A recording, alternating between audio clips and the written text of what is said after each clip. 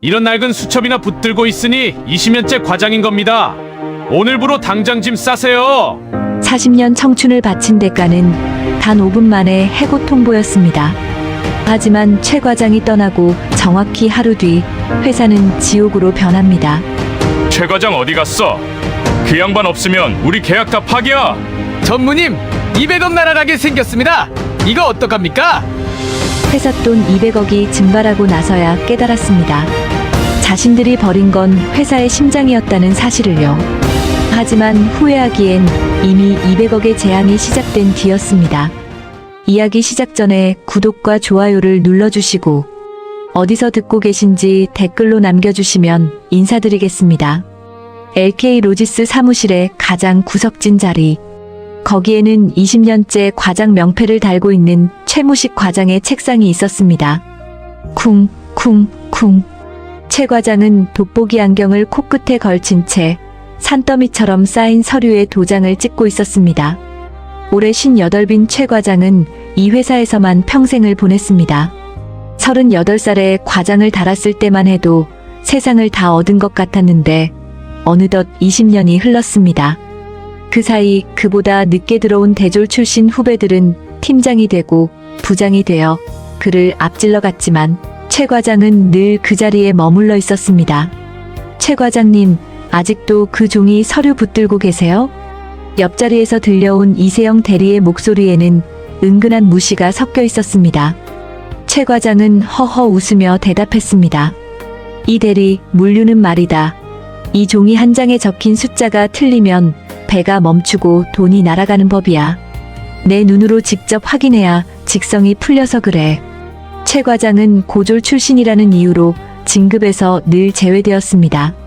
하지만 회사의 온갖 까다로운 통관 업무와 현장의 크고 작은 사고들은 전부 그의 손을 거쳐야 해결되었습니다. 남들은 명문대 나오고 유학 다녀올 때 최 과장은 부산항 바닷바람 맞으며 현장에서 몸으로 정글 같은 물류판을 배웠습니다. 그래서 사무실 사람들은 그를 만년 과장이라며 뒤에서 수군댔지만 현장 사람들 사이에서 그는 항만의 귀신으로 통했습니다. 그때였습니다. 사무실 입구 쪽에서 또각또각 날카로운 구두 소리가 울려 퍼졌습니다. 새로 부임한 강민재 전무였습니다. 34살의 젊은 나이에 미국 MBA를 따고 왔다는 강 전무는 머리부터 발끝까지 매끈한 엘리트였습니다. 그의 손에는 최 과장의 낡은 서류 대신 얇은 태블릿 PC 하나가 들려 있었습니다. 강 전무는 사무실을 훑어보더니 미간을 찌푸렸습니다. 그의 시선이 멈춘 곳은 당연히 최 과장의 책상이었습니다. 먼지가 폴폴 날릴 것 같은 서류 더미와 손때 묻은 낡은 수첩을 뒤적이는 최 과장의 모습이 강 전무의 눈에는 당장 치워야 할 쓰레기처럼 보였습니다. 최 과장은 마침 세관 담당자와 전화를 하고 있었습니다. 아이고, 박 과장님, 지난번 보내드린 서류 검토는 좀 되셨습니까? 이번 물건이 신선도가 중요한 거라 절차 좀 서둘러 주시면 제가 소주 한 잔 진하게 올리겠습니다. 예. 사모님 건강은 좀 어떠신가요? 강 전무는 그 소리를 듣고는 기가 차다는 듯 헛웃음을 지었습니다. 그는 성큼성큼 최 과장의 자리로 다가갔습니다. 최 과장님, 강 전무의 얼음장 같은 목소리에 최 과장은 화들짝 놀라 전화를 끊고 일어났습니다. 아, 전무님. 출근하셨습니까? 지금 뭐 하시는 겁니까? 근무 시간에 사적인 안부 전화나 돌리고 소주 한 잔이라니요. 여기가 시장 바닥입니까? 최 과장은 당황하며 해명했습니다. 아닙니다, 전무님. 세관 담당자 기분 좀 맞춰줘야 우리 물건 검사가 매끄럽게 넘어갑니다. 이게 다 사람 사는 일 아닙니까? 하지만 강 전무의 표정은 더욱 차갑게 굳었습니다. 사람 사는 일이요? 과장님, 그래서 20년 동안 과장 자리에만 머물러 계신 겁니다. 지금이 어느 시대인데 아직도 인맥 타령이나 하고 계십니까? 요즘 물류는 데이터와 AI 시스템으로 처리되는 겁니다. 과장님처럼 낡은 수첩이나 뒤적이며 시간 낭비하는 분들 때문에 우리 회사가 글로벌 기업으로 못 올라가는 겁니다. 강 전무는 최 과장의 책상 위에 놓인 두툼한 수첩을 손가락으로 가리켰습니다. 가죽 표지가 다해지고 커피 자국이 묻은 그야말로 고물 같은 수첩이었죠. 이런 비효율적인 방식, 저는 용납 못합니다. 제가 오면서 뭐라고 했습니까? 모든 업무의 전산화와 자동화를 선포했지 않습니까? 그런데 통관팀의 제일 선임이라는 분이 이러고 계시니 밑에 직원들이 뭘 보고 배우겠습니까? 최 과장은 20년의 세월을 부정당하는 기분에 목소리가 떨렸습니다. 전무님, 물론 시스템 좋은 거 저도 압니다. 하지만 물류 현장이라는 게 서류에는 안 나오는 돌발 상황이 꼭 생깁니다.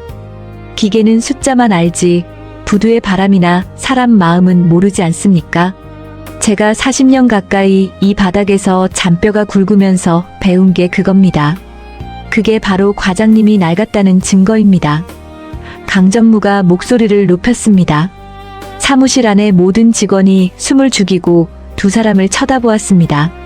최 과장의 바로 옆자리에 앉아있던 이 대리는 난처한 표정을 지으면서도 은근히 전무의 편을 드는 눈치였습니다. 강 전무는 차갑게 덧붙였습니다. 과장님 연봉이 얼마나 높은지 아십니까? 20년 차 과장이면 웬만한 부장보다 많습니다. 그런데 하는 일은 신입도 할 수 있는 전화응대뿐이죠. 회사는 자선단체가 아닙니다. 성과를 못 내면 자리를 비워줘야죠. 최 과장의 얼굴이 붉게 달아올랐습니다. 학벌 없다고 승진도 안 시켜주면서 부려먹을 때는 언제고 이제 와서 나이가 많으니 나가라는 소리에 모멸감이 밀려왔습니다. 강 전무는 거기서 멈추지 않았습니다. 본사에서도 인력 감축 지침이 내려왔습니다. 저는 우리 부서를 젊고 스마트하게 바꿀 겁니다. 그러니 과장님처럼 낡은 분들은 정리가 필요합니다. 해고 통보였습니다. 20년 만년 과장 최무식이 40년 가까이 청춘을 바친 회사에서 버려지는 데는 단 5분도 걸리지 않았습니다. 최 과장의 손이 부르르 떨렸습니다. 지금 저보고 나가라는 말씀이십니까? 제가 어떤 마음으로 이 회사를 다녔는데 30년 넘게 다니셨으면 충분히 하셨네요. 위로금은 섭섭지 않게 챙겨드리라고 했으니 더 추한 모습 보이지 마시고 짐 싸세요. 오늘 중으로 자리 비워주십시오. 강 전무는 할 말을 다 했다는 듯 뒤도 돌아보지 않고 자신의 집무실로 들어가 버렸습니다. 사무실에는 숨소리조차 들리지 않는 정적만 흘렀습니다. 약 40년을 형님, 동생하며 지냈던 동료들도 강 전무의 눈밖에 날까봐 고개를 푹 숙이고 있었습니다. 최 과장은 힘없이 자리에 주저앉았습니다. 책상 유리 밑에 끼워둔 빛바랜 가족 사진이 눈에 들어왔습니다. 대학생 딸과 군대 간 아들, 그리고 늘 미안한 아내의 얼굴이 보였습니다.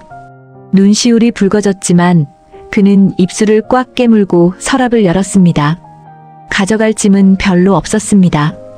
낡은 슬리퍼, 칫솔통, 그리고 가족사진 액자가 전부였습니다. 최 과장은 마지막으로 책상 위에 놓여있던 그 낡은 수첩 3권을 집어들었습니다. 강 전무가 쓰레기라고 불렀던 그 수첩 안에는 30년의 세월이 고스란히 담겨 있었습니다. 항만 공무원들의 특징부터 날씨에 따른 화물, 관리법까지 기계는 절대 알 수 없는 현장의 비밀들이 빼곡하게 적혀 있었죠. 옆자리에 이세영 대리가 아주 작은 목소리로 말을 걸어왔습니다. 과장님, 이렇게 갑자기 가시게 되어서. 최 과장은 씁쓸하게 웃으며 고개를 저었습니다. 아니다, 이 대리. 시대가 변했다는데 늙은이가 눈치 없이 너무 오래 앉아 있었던 게지. 최 과장은 주머니에서 USB 하나를 꺼내 이 대리의 책상 위에 올려놓았습니다. 이거 받아라. 내가 그동안 겪은 일들 정리해둔 업무 매뉴얼이다. 시스템이 가르쳐주지 않는 현장 대응법 같은 거니까 나중에 혹시라도 어려운 일 생기면 한번 읽어봐. 특히 이번 달 말에 들어오는 200억짜리 참따랑어 물량, 그거 보통 까다로운 게 아니니까 신경 많이 써야 한다. 이 대리는 USB를 받아들며 고개를 끄덕였지만 사실 속으로는 이제 시스템이 다 알아서 하는데 이런 게 왜 필요해라고 생각하고 있었습니다. 강전무가 말하는 세련되고 스마트한 일. 처리에 이미 마음이 뺏긴 젊은 직원의 눈에는 최 과장의 당부가 그저 늙은이의 미련처럼 보일 뿐이었죠. 최 과장은 수첩 3권을 가방 깊숙이 넣었습니다. 그리고 자리에서 일어나 사무실을 한번 둘러보았습니다. 30년이 훌쩍 넘도록 매일 아침 닦던 책상 상판, 삐걱거리는 의자, 가슴 한 구석이 텅 빈 것처럼 시려왔습니다. 그동안 고마웠네. 다들 건강하게 잘 지내게.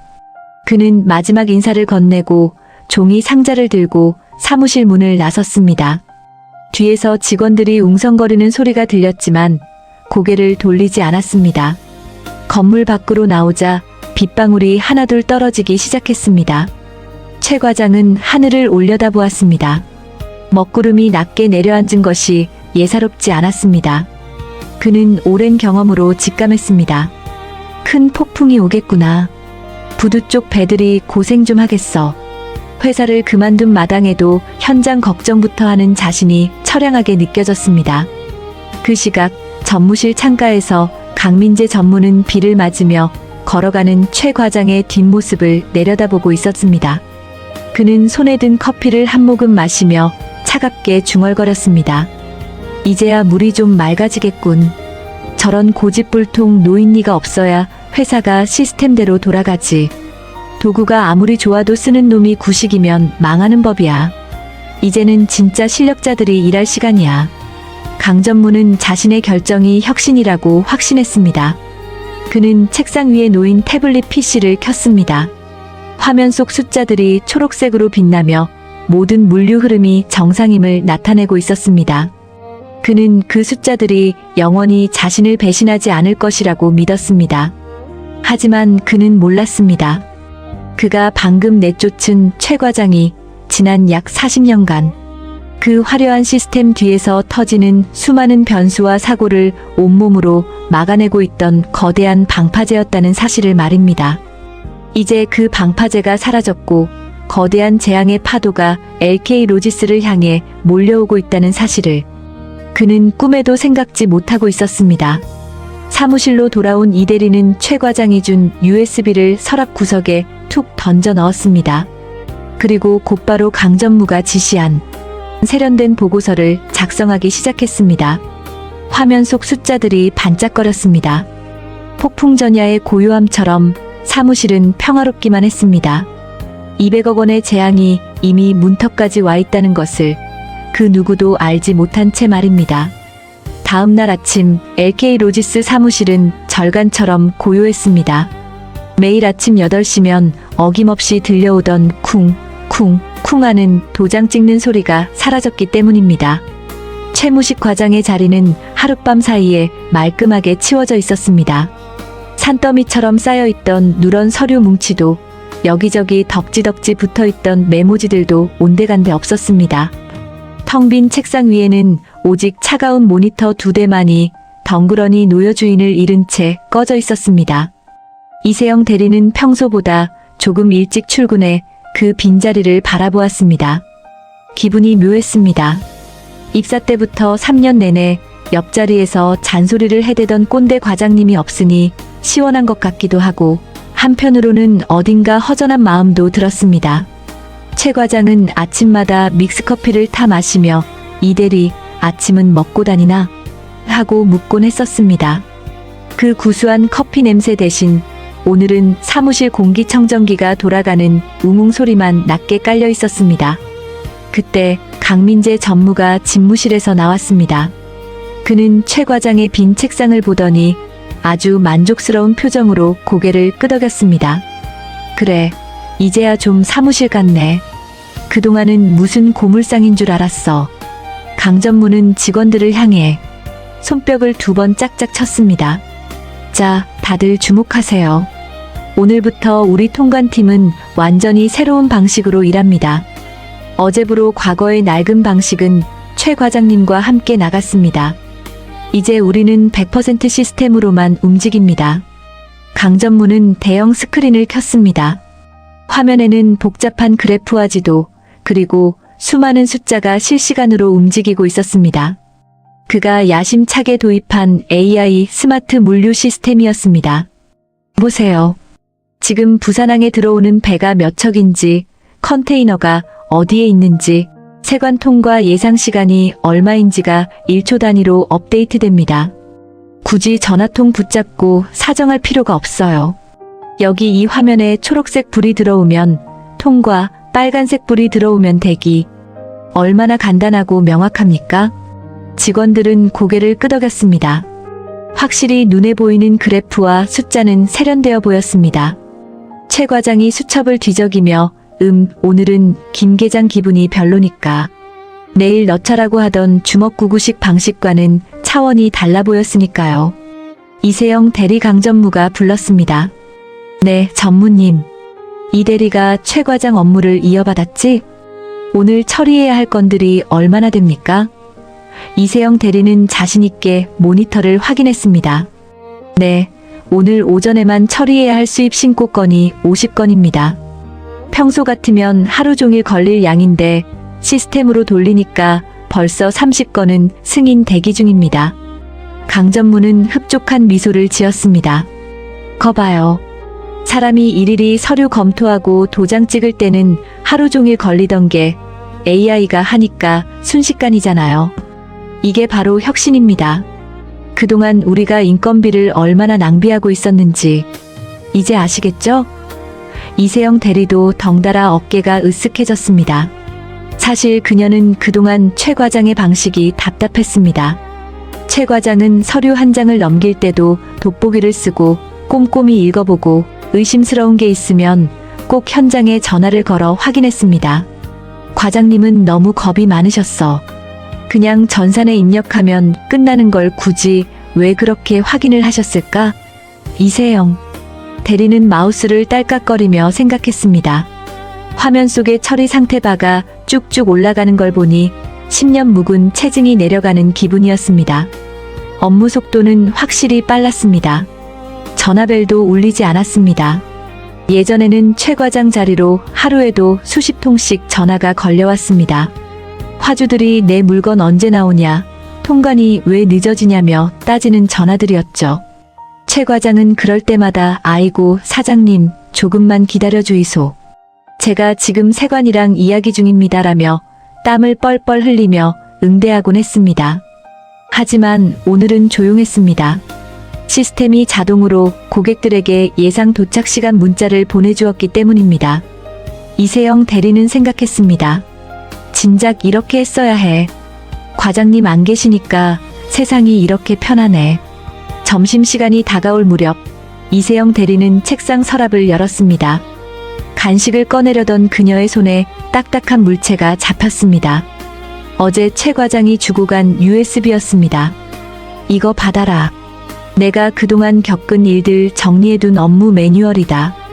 최 과장의 목소리가 귓가에 들리는 듯 했습니다. 이세영 대리는 USB를 꺼내 잠시 만지작거렸습니다. 한번 열어놔 볼까? 200억짜리 참다랑어건은 중요하다고 하셨는데 그녀는 USB를 컴퓨터에 꽂으려다 멈칫했습니다.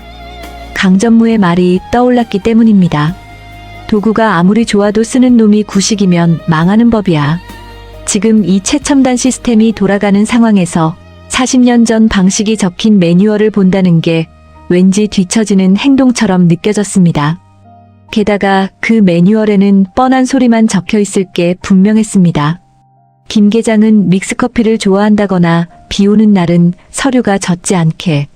비닐에 쌀아 같은 시스템과는 전혀 상관없는 꼰대 같은 잔소리들 말이죠. 에이 됐어. 지금 시스템으로도 완벽하게 처리되고 있는데 뭐. 이세영 대리는 USB를 다시 서랍 깊숙한 곳, 잘 쓰지 않는 볼펜들이 굴러다니는 구석으로 툭 던져버렸습니다. 철컥. 서랍이 닫히는 소리는 마치 최 과장의 40년 세월이 완전히 봉인되는 소리처럼 들렸습니다. LK 로지스를 숱한 위기에서 구했던 그 비법서는 그렇게 어둠 속에 묻혔습니다. 오후가 되자 창밖의 빗줄기가 더욱 굵어졌습니다. 아침부터 내리던 비는 어느새 장대비로 변해 창문을 거세게 때리고 있었습니다. 사무실 안의 공기도 눅눅해졌습니다. 비가 많이 오네. 이세영 대리는 창밖을 보며 중얼거렸습니다. 예전 같으면 최 과장이 벌떡 일어나 전화를 돌렸을 날씨였습니다. 어이, 박 반장. 비 많이 오는데 크레인 작업 괜찮아? 컨테이너 젖으면 안 되는 물건들. 천막 좀 덮어줘. 최 과장의 쩌렁쩌렁한 목소리가 들리는 듯 했지만 지금 사무실은 키보드 두드리는 소리만 들릴 뿐 고요했습니다. 이세영 대리는 모니터를 확인했습니다.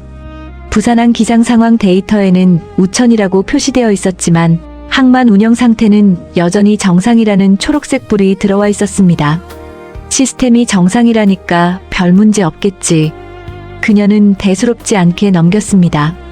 기계가 괜찮다고 하니 사람이 걱정할 필요는 없다고 믿은 것입니다. 하지만 그녀는 몰랐습니다. 시스템이 말하는 정상은 기계가 작동한다는 뜻일 뿐 빗물에 젖으면 상품 가치가 떨어지는 종이박스나 습기에 민감한 정밀 부품들이 안전하다는 뜻은 아니라는 것을 말입니다. 최 과장은 그런 틈새를 사람의 눈으로 메워왔던 것입니다. 오후 3시 드디어 문제의 200억 원짜리 화물, 최고급 참다랑어를 실은 골든 스타호의 입항 알림이 떴습니다. 알림 선박 골든 스타호, 부산항 접근 중. 도착 예정 시간 오후 4시 화면 한가운데 커다란 팝업 창이 떴습니다. 강전무가 기다리던 순간이었습니다. 그는 자리에서 일어나 통관팀 쪽으로 걸어왔습니다. 자, 다들 주목. 드디어 우리 회사에 사활이 걸린 참다랑어 배가 들어옵니다. 이 물건 다들 알죠? 태평양 수산장 회장님 물건입니다. 워낙 고가이고 신선도가 생명이라 4시간 안에 모든 통관 끝내고 냉동 창고로 옮겨야 합니다. 강전무는 이세영 대리의 모니터를 가리켰습니다. 이 대리, 시스템상 준비 상태 어떻습니까? 이세영 대리는 자신있게 대답했습니다. 네, 전무님. 수입 신고서, 검역 신청서, 관세 납부 계획서까지 시스템이 자동으로 생성해서 이미 세관 서버로 전송했습니다. 현재 승인 대기 중이고요. 사전 적합 판정 확률 99%로 나오고 있습니다. 화면에는 예상 통관 소요 시간 30분이라는 문구가 선명한 초록색으로 빛나고 있었습니다. 좋아요. 아주 완벽해. 강전무는 만족스러운 듯 책상을 두드렸습니다. 최 과장 있었으면 지금쯤 세관에 전화해서 읍소하고 검역소 쫓아다니면서 사정하고 난리도 아니었을 겁니다. 이렇게 우아하게 앉아서 클릭 한 번이면 되는 것을 말이죠. 이게 바로 제가 추구하는 스마트 물류입니다. 사무실 직원들도 안도하는 표정이었습니다. 200억이라는 거금이 걸린 일이라 다들 긴장하고 있었는데 시스템이 문제없음을 보증해주니 마음이 놓였던 것입니다. 밖에는 비바람이 몰아치고 있었지만 모니터 속 세상은 평온하기 그지없었습니다. 하지만 그 누구도 눈치채지 못하고 있었습니다. 화면 오른쪽 구석, 세관 시스템과의 연동 상태를 보여주는 작은 아이콘이 미세하게 깜빡거리고 있다는 사실을요.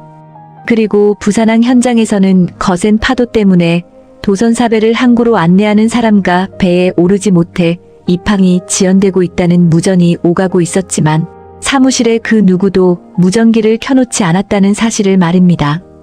최 과장이 있었다면 비가 내리는 순간 이미 항만 관제실에 전화를 걸어 도선 스케줄을 확인했을 것입니다.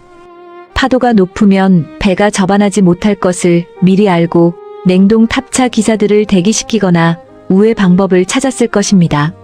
하지만 지금 그 자리에 앉아있는 이세영 대리는 오직 모니터 속에 도착 예정 시간 오후 4시라는 숫자만 믿고 있었습니다. 시간은 흘러 오후 4시가 되었습니다. 시스템 화면의 숫자가 오후 4시 정각에서 4시 1분으로 바뀌었습니다. 하지만 도착 완료라는 메시지는 뜨지 않았습니다. 시간이 좀 지나네. 이세영 대리가 고개를 갸웃거렸습니다. 비가 와서 조금 늦나 봅니다. 시스템이 곧 업데이트하겠죠. 그녀는 화면을 새로 고침했습니다. 여전히 입항 중이라는 문구만 떠 있었습니다. 강전무가 다가왔습니다. 이 대리, 배 도착했습니까? 태평양 수산 쪽에서 연락 오기 전에 우리가 먼저 통관 완료 문자 보내줘야죠. 아, 네. 지금 시스템상으로는 거의 다 왔다고 뜨는데 아직 도착 신호가 안 잡히네요. 뭐 날씨 탓에 몇 분 늦어지는 거겠지. 시스템에 빨간불 안 들어왔죠? 네, 여전히 초록색입니다. 그럼 기다리세요. 기계가 알아서 알려줄 겁니다. 강전무는 여유롭게 커피를 마시며 창밖의 비를 감상했습니다. 그는 몰랐습니다. 그가 믿는 그 기계라는 녀석은 현장에서 누군가가 데이터를 입력해주지 않으면 멍청하게 멈춰 있을 수밖에 없는 깡통이라는 것을요. 지금 부산항 현장은 폭우와 강풍으로 아수라장이 되어 데이터 입력조차 지연되고 있었지만 사무실의 매끈한 시스템은 그저 마지막으로 입력된 정상 상태만을 앵무새처럼 보여주고 있을 뿐이었습니다. 이세영 대리의 서랍 속 구석에 처박힌 USB 위로 먼지가 뽀얗게 내려앉기 시작했습니다. 그 안에는 최 과장이 빨간 글씨로 적어놓은 경고문이 들어있었습니다. 주의 태풍이나 폭우 시에는 전산 데이터 믿지 말 것. 반드시 현장 통제실 김 반장에게 직접 전화해서 접안 가능 여부 확인할 것. 전산에는 1시간 늦게 뜸. 하지만 그 경고를 읽는 사람은 아무도 없었습니다. 오후 4시 30분. 여전히 모니터는 초록색이었고 사무실은 고요했습니다. 마치 태풍의 눈 속에 들어와 있는 것처럼 평화로웠습니다. 하지만 그것은 곧 닥쳐올 거대한 파멸을 앞둔 마지막 침묵이었습니다. 도구를 맹신하고 경험을 내다버린 대가가 서서히 그들의 목을 조여오고 있었습니다. 사무실 창밖으로 보이는 하늘은 이제 아예 잉크를 풀어놓은 듯 검게 변했습니다. 쏟아지는 빗줄기는 마치 거대한 장막처럼 앞을 가로막았고 거센 바람에 휘둘리는 가로수들은 금방이라도 뽑혀나갈 듯 위태로워 보였습니다. 부산항 부두에 부딪히는 파도 소리가 여기까지 들리는 듯했지만 LK 로지스 사무실 안은 여전히 정적만이 감돌았습니다. 최신식 공기청정기가 뿜어내는 쾌적한 바람과 적당한 실내 온도 덕분에 이곳은 바깥의 사나운 날씨와는 완전히 격리된 별세계처럼 느껴졌습니다.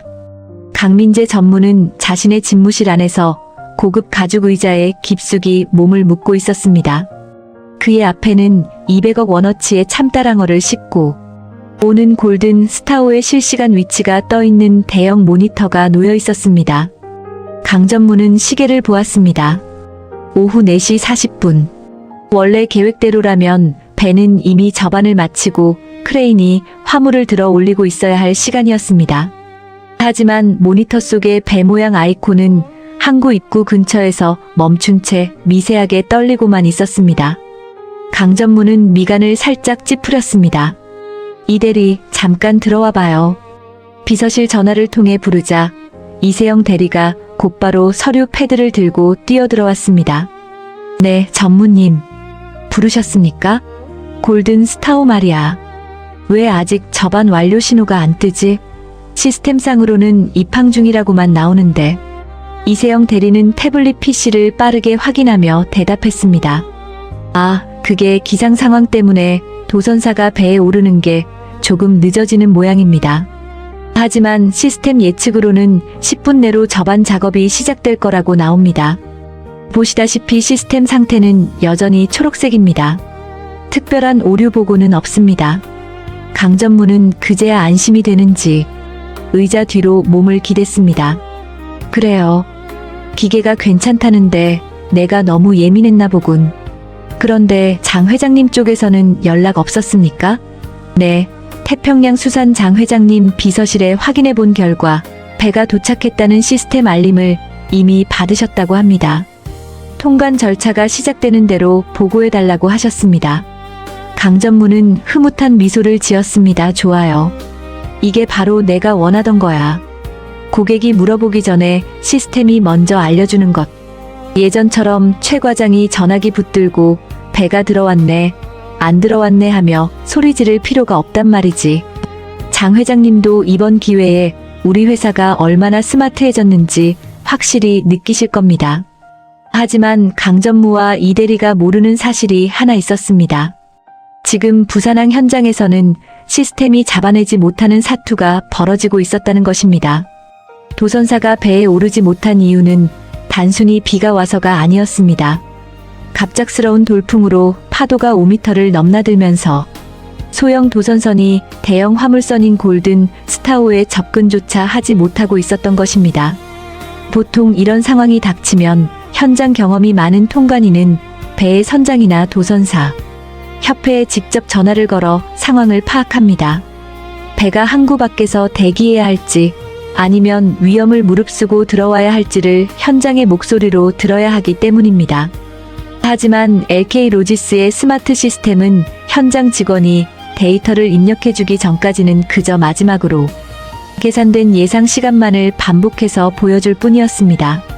이세영 대리는 자기 자리로 돌아와 자리에 앉았습니다. 그녀는 왠지 모를 불안함에 아까 서랍 구석에 던져두었던 최 과장의 USB를 다시 떠올렸습니다. 하지만 곧 고개를 저었습니다.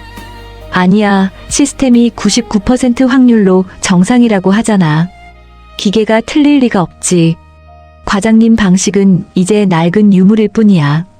그녀는 책상 위에 놓인 따뜻한 차를 마시며 마음을 진정시켰습니다. LK 로지스가 들여오는 이번 참따랑어는 일반적인 생선이 아니었습니다. 마리당 수천만 원을 호가하는 최고급 북방 참따랑어로 잡는 즉시 영하 60도로 급속 냉동하여 운반됩니다. 이 온도가 단 1도라도 올라가면 살이 변색되고 맛이 떨어져 상품 가치가 폭락하게 됩니다. 그래서 이 화물은 냉장 유통망의 꽃이라 불리며 통관에서도 가장 까다로운 취급을 받습니다. 오후 5시 정각, 드디어 사무실의 정적을 깨는 소리가 들렸습니다. 그런데 그것은 시스템의 경쾌한 완료 알림음이 아니었습니다. 날카롭고 신경질적인 전화벨 소리였습니다. 이세영 대리는 깜짝 놀라 수신기를 들었습니다. 발신 번호를 확인하는 순간 그녀의 얼굴이 하얗게 질렸습니다. 태평양 수산의 장 회장이었습니다. 여보세요? 네, 회장님. LK 로지스 이세영 대리입니다. 수화기 너머로 천둥 소리보다 더 큰 고함이 터져나왔습니다. 이봐, 지금 장난해? 배가 들어왔다고 알람이 온 지가 벌써 1시간이 넘었어. 그런데 왜 아직도 하역 시작 신호가 안 뜨는 거야? 내 고기들 지금 부두 밖에서 다 녹아나게 생겼는데 니들 지금 뭐 하고 있어? 이 대리는 당황해서 말을 더듬었습니다. 아, 저 회장님. 지금 시스템상으로는 접안 중으로 나오고 있습니다. 기상 상황 때문에 조금 지연되는 것 같은데 곧 해결될. 시스템? 그딴 소리 집어치워. 지금 부산항 통제실에 전화해 보니까 배가 파도 때문에 항구 입구에도 못 들어오고 밖에서 떠돌고 있다잖아. 도선사도 철수했다는데 니들은 그것도 모르고 있어? 장 회장의 호통에 이 대리의 손이 부르르 떨렸습니다. 그녀는 급하게 모니터를 확인했습니다. 여전히 화면 속의 배 아이콘은 초록색이었고 상태는 정상이었습니다. 하지만 장 회장의 말은 달랐습니다. 현장에서는 이미 입항 포기 선언이 나왔다는 것입니다. 최 과장 어디 있어? 최 과장 바꿔. 그 양반은 이런 날씨면 미리 대비해서 창고 예약도 다 바꿔놓고 세관에 비상통관 신청도 다 해놓는데 왜 오늘따라 연락이 안 돼? 회장님. 그게 최 과장님은 어제부로 퇴사하셨습니다. 이 대리의 말이 끝나기도 전에 전화기 너머에서 뭐 퇴사? 하는 비명 같은 소리가 들리더니 곧바로 전화가 끊겨버렸습니다. 이 대리는 사색이 되어 강전무의 방으로 뛰어갔습니다. 전무님. 큰일 났습니다. 장 회장님한테 전화가 왔는데 배가 접안을 못하고 항구 밖에서 대기 중이랍니다. 시스템이 틀렸어요. 강전무도 놀라 자리에서 일어났습니다. 그게 무슨 소리야? 시스템은 여전히 초록색이잖아. 데이터상으로는 문제가 없다고. 강전무가 태블릿을 흔들며 소리쳤지만 바로 그 순간 모니터 화면이 번쩍거리더니 붉은색 경고창이 뜨기 시작했습니다. 위험 예상 입항 시간 초과. 데이터 수신 지연. 현장 상황 확인 요망 초록색으로 빛나던 화면이 순식간에 핏빛처럼 붉게 변하며 사무실 안에 경고음을 울려댔습니다. 200억 원의 재앙이 현실로 닥치기 시작한 신호였습니다. 강전무는 당황해서 직접 부산항 세관 담당자에게 전화를 걸었습니다. 최 과장이 매일같이 아침 인사를 건네며 사모님의 안부를 묻던 그 박 과장이었습니다. 아, 박 과장님? 저 LK 로지스 강민재 전무입니다. 우리 참따랑어 배 말입니다. 지금 왜 접안이 안 되는 겁니까? 시스템이 왜 이제야 경고를 띄우는 거죠? 전화기 너머 박 과장의 목소리는 평소 최 과장에게 대하던 따뜻함과는 전혀 달랐습니다. 매우 사무적이고 냉담한 목소리였습니다. 아, 전무님. 지금 부산항 전체가 태풍급 강풍 때문에 비상입니다. 모든 입항 절차가 수동으로 전환됐어요. 시스템 업데이트할 인력도 부족한 상황입니다. 최 과장님 안 계신가요? 그분 같으면 벌써 2시간 전에 전화해서 비상 접안 스케줄 잡아달라고 사정하셨을 텐데 최 과장은 나갔습니다. 제가 전무니까 저랑 이야기하시죠. 당장 우리 배부터 들여보내주십시오. 화물 가액이 200억입니다. 강전무가 명령하듯 말하자 박 과장의 한숨소리가 들려왔습니다. 전무님, 물류는 돈으로만 되는 게 아닙니다. 이 날씨에 배 들여보냈다가 사고 나면 누가 책임집니까? 최 과장님은 이런 날씨면 세관이랑 검역소, 직원들 간식까지 챙겨주면서 밤샘 통관 준비 다 해놓고 현장 반장들이랑 미리 협의해서 가장 안전한 부두부터 선점해 두시는 분입니다. 그런데 전무님은 이제 와서 해달라고 하시면 저희로서도 방법이 없습니다. 규정대로 순서 기다리세요. 전화가 툭 끊겼습니다. 강전무는 멍하니 수화기를 바라보았습니다.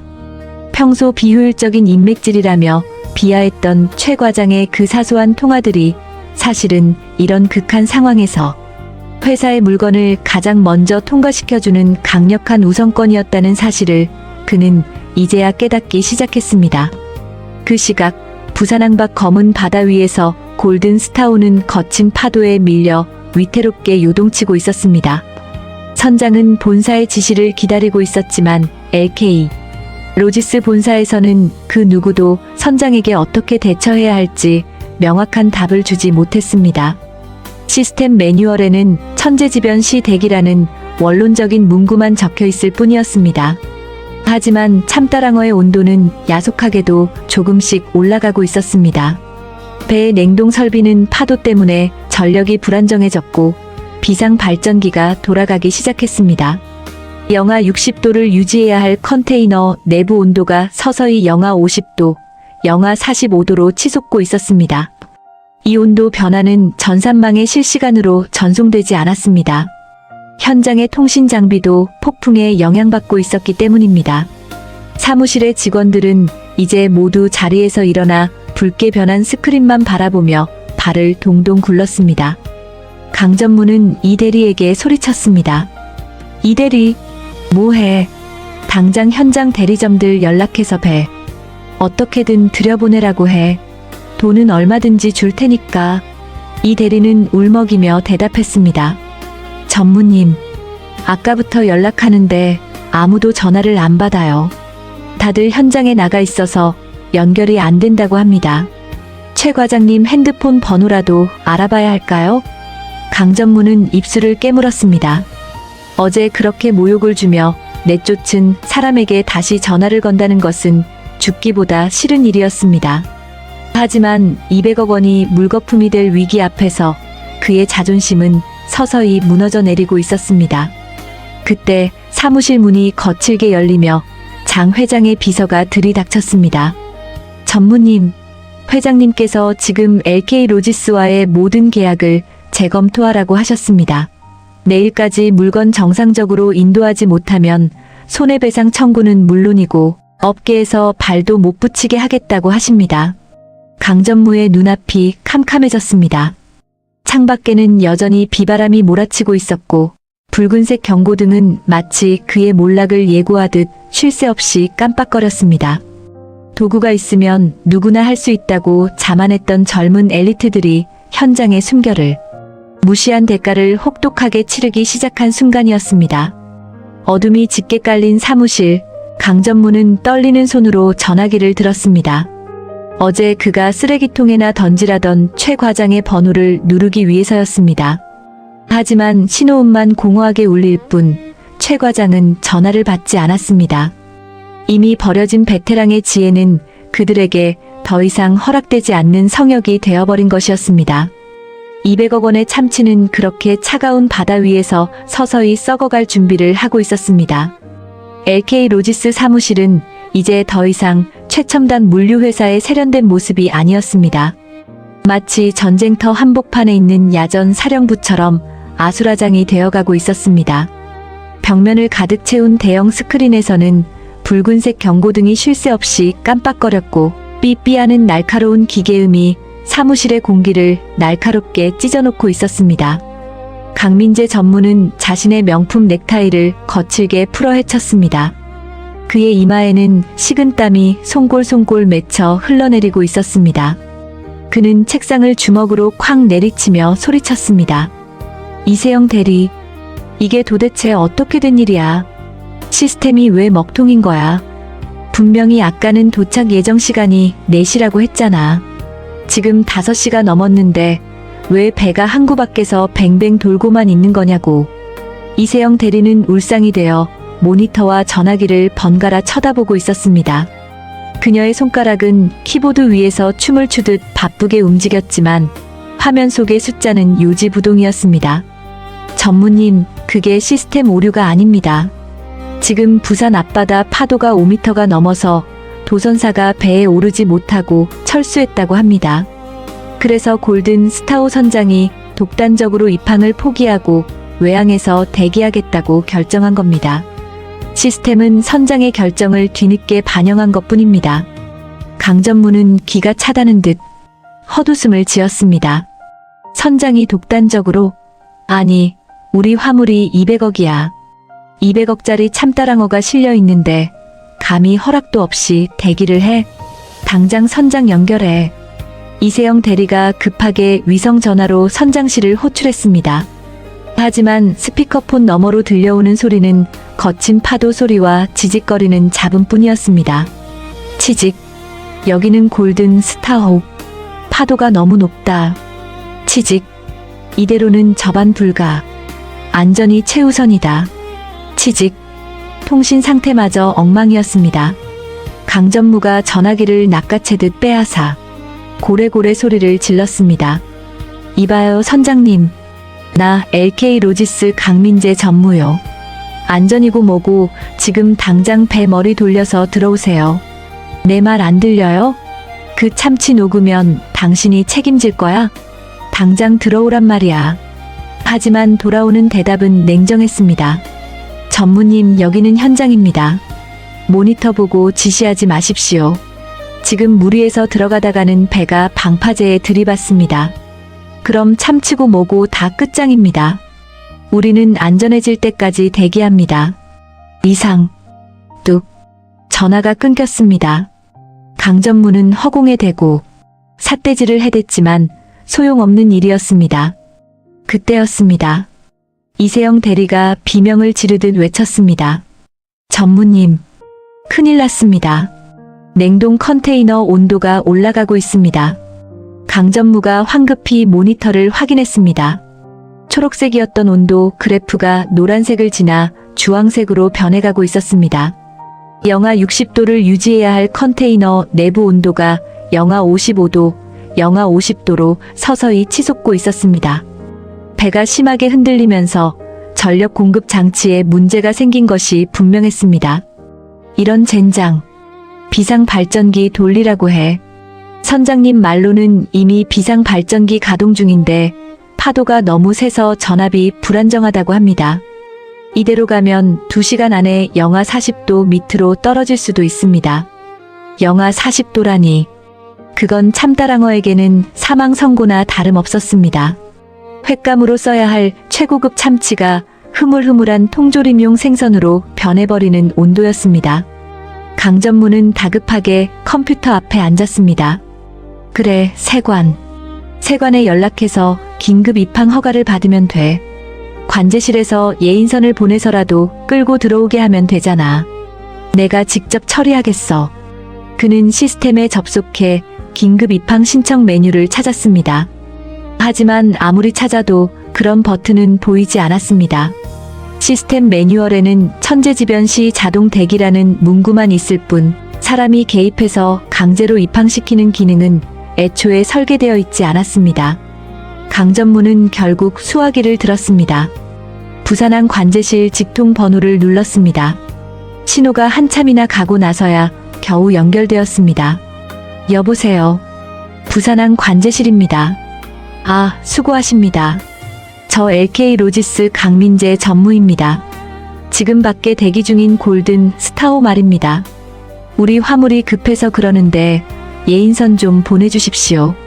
비용은 더블로 드리겠습니다. 하지만 상대방의 반응은 싸늘했습니다.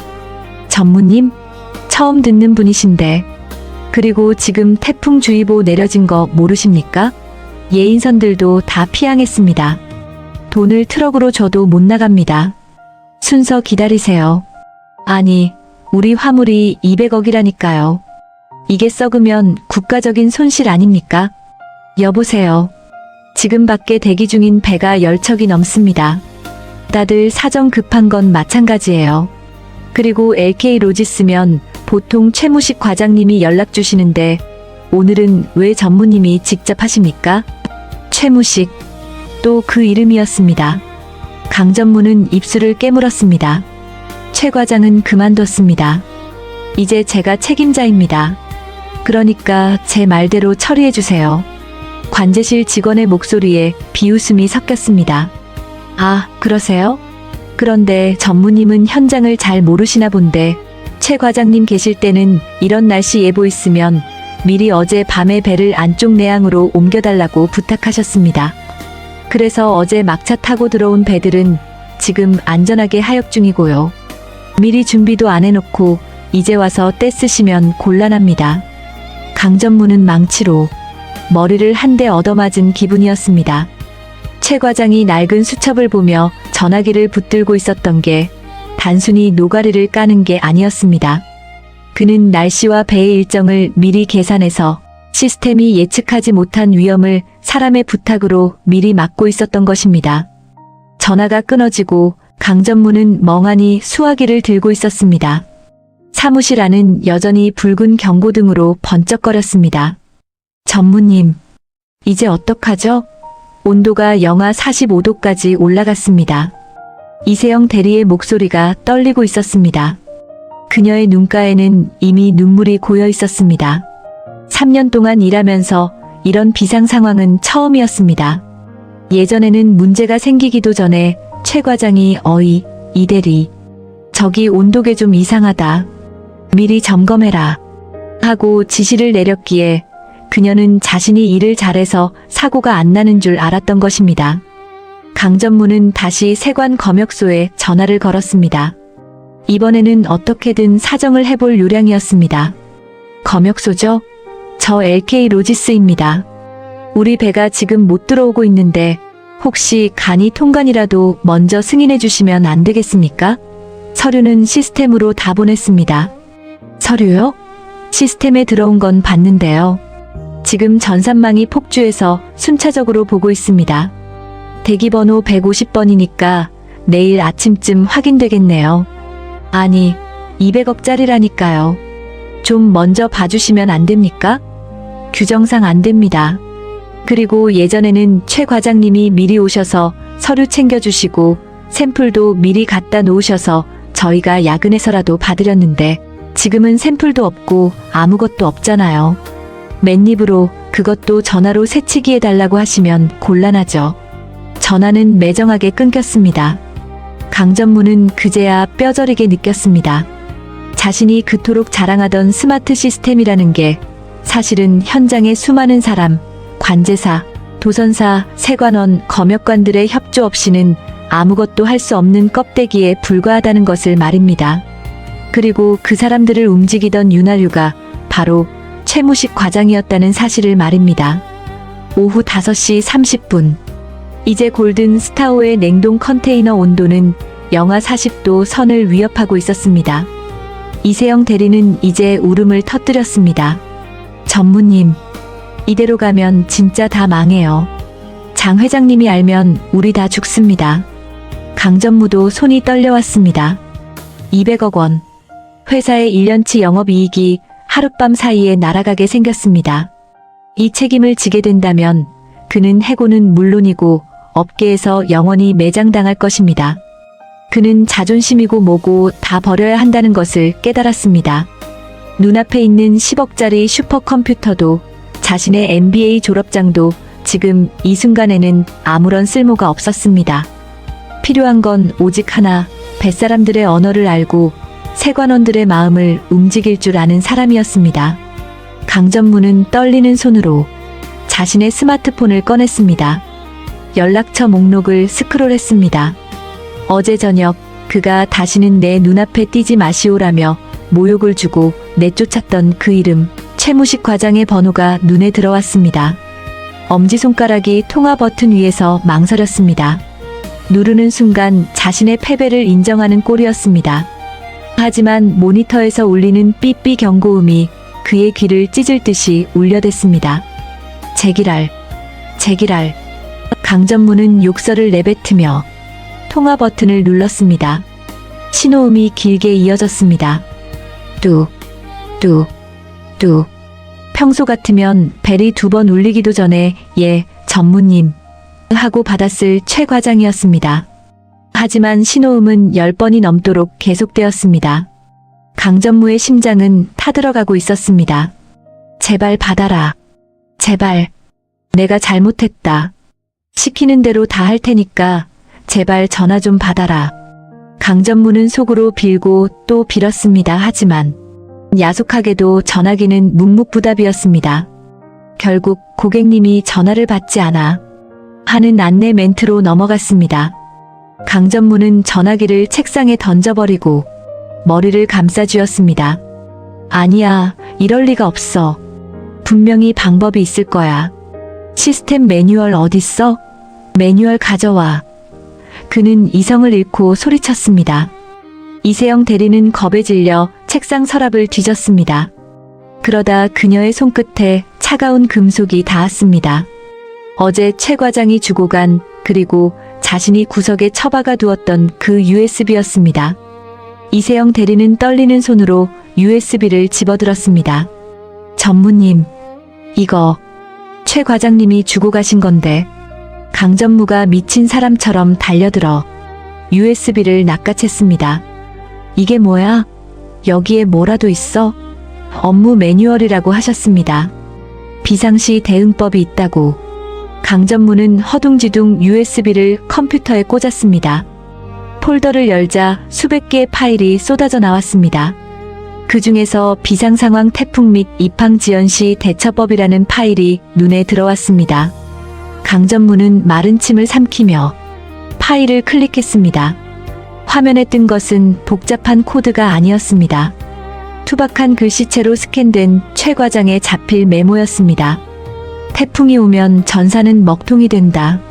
그럴 땐 당황하지 말고 1번 부두 김 반장에게 연락해라. 그 양반이 비상용 예인선 한 척은 꼭 숨겨둔다.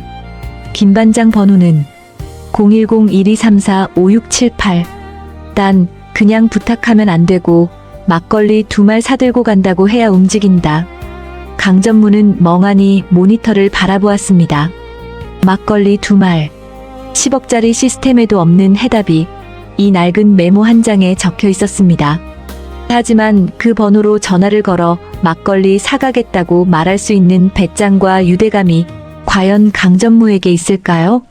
그는 난생 처음으로 자신이 가진 모든 지식이 현장 앞에서는 휴지 조각에 불과하다는 것을 뼈저리게 느끼고 있었습니다. 창밖의 비바람은 더욱 거세졌고 사무실의 붉은 경고등은 이제 LK 로지스의 몰락을 카운트다운하고 있었습니다. 시스템 속에서 허우적대는 사이 진짜 실력자는 부재 중이었습니다. 오후 6시. 이제 사무실 창밖은 칠흑 같은 어둠이 깔렸습니다. 부산항에 몰아치는 비바람 소리는 더욱 거칠어졌고 LK 로지스 사무실 안은 마치 침몰하는 배 안처럼 음울하고 무거웠습니다. 200억 원의 참다랑어 화물이 바다 위에서 생사를 오가고 있는 사이 또 다른 재앙의 그림자가 사무실 반대편에서 소리 없이 다가오고 있었습니다. 재무팀 박 부장이 헐레벌떡 통관팀 사무실로 뛰어들어왔습니다. 평소 점잖기로 소문난 그였지만 지금은 넥타이가 삐뚤어진 줄도 모를 만큼 다급해 보였습니다. 강 전무님, 큰일 났습니다. 관세 환급금 신청이 시스템에서 계속 반려됩니다. 강 전무는 멍하니 참다랑어 모니터를 바라보다가 고개를 돌렸습니다. 이미 넋이 반쯤 나간 표정이었습니다. 뭐라고요? 관세 환급금이요? 그거 오늘까지 신청 마감 아닙니까? 시스템으로 자동 신청되게 해놨잖아요. 박 부장은 답답하다는 듯 가슴을 쳤습니다. 네, 자동 신청은 되는데 세관 시스템에서 승인 거절이 뜹니다. 사유가 특수 품목 분류 소명 자료 미비라고 나옵니다. 이거 오늘 밤 9시까지 해결 못하면 200억 원이 그냥 국고로 귀속됩니다.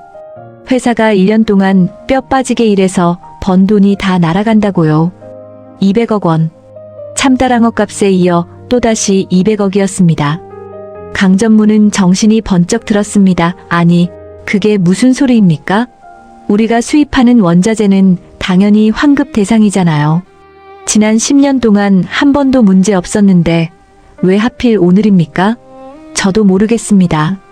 재무팀 직원들이 다 달라붙어서 서류를 다시 올렸는데도 계속 똑같은 오류 메시지만 뜹니다. 세관 전산망이 아예 막혀버린 것 같아요. 강 전무는 이세영 대리를 불렀습니다. 이 대리, 자니가 통관 담당이잖아. 관세 환급건 어떻게 된 거야? 서류 다 챙겼어? 이세영 대리는 울상이 되어 노트북을 들고 왔습니다. 전무님, 제가 시스템 매뉴얼대로 다 확인했습니다. 수입신고 필증, 원산지 증명서, 제조공정 설명서까지 빠짐없이 첨부했습니다.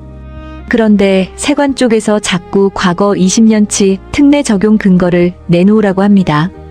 특례 적용 근거, 그게 뭔데? 저도 처음 듣는 말입니다.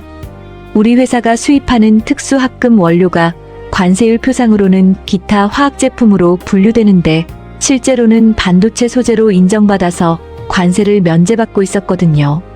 그런데 세관 시스템이 갑자기 원칙대로 하자면서 기타 화학제품으로 보고 8% 관세를 물리겠다고 하는 겁니다.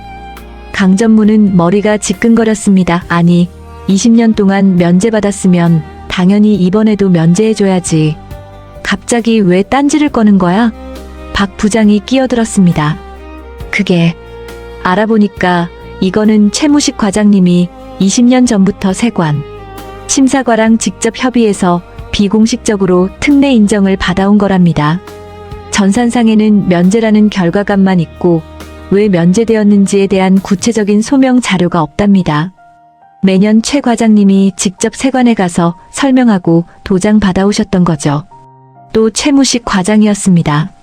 강 전무는 주먹을 꽉 쥐었습니다.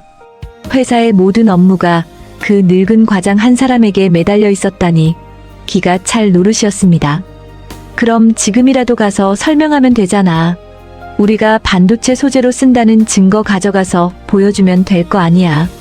전무님, 지금 시간이 6시 30분입니다. 세관 공무원들 다 퇴근했어요.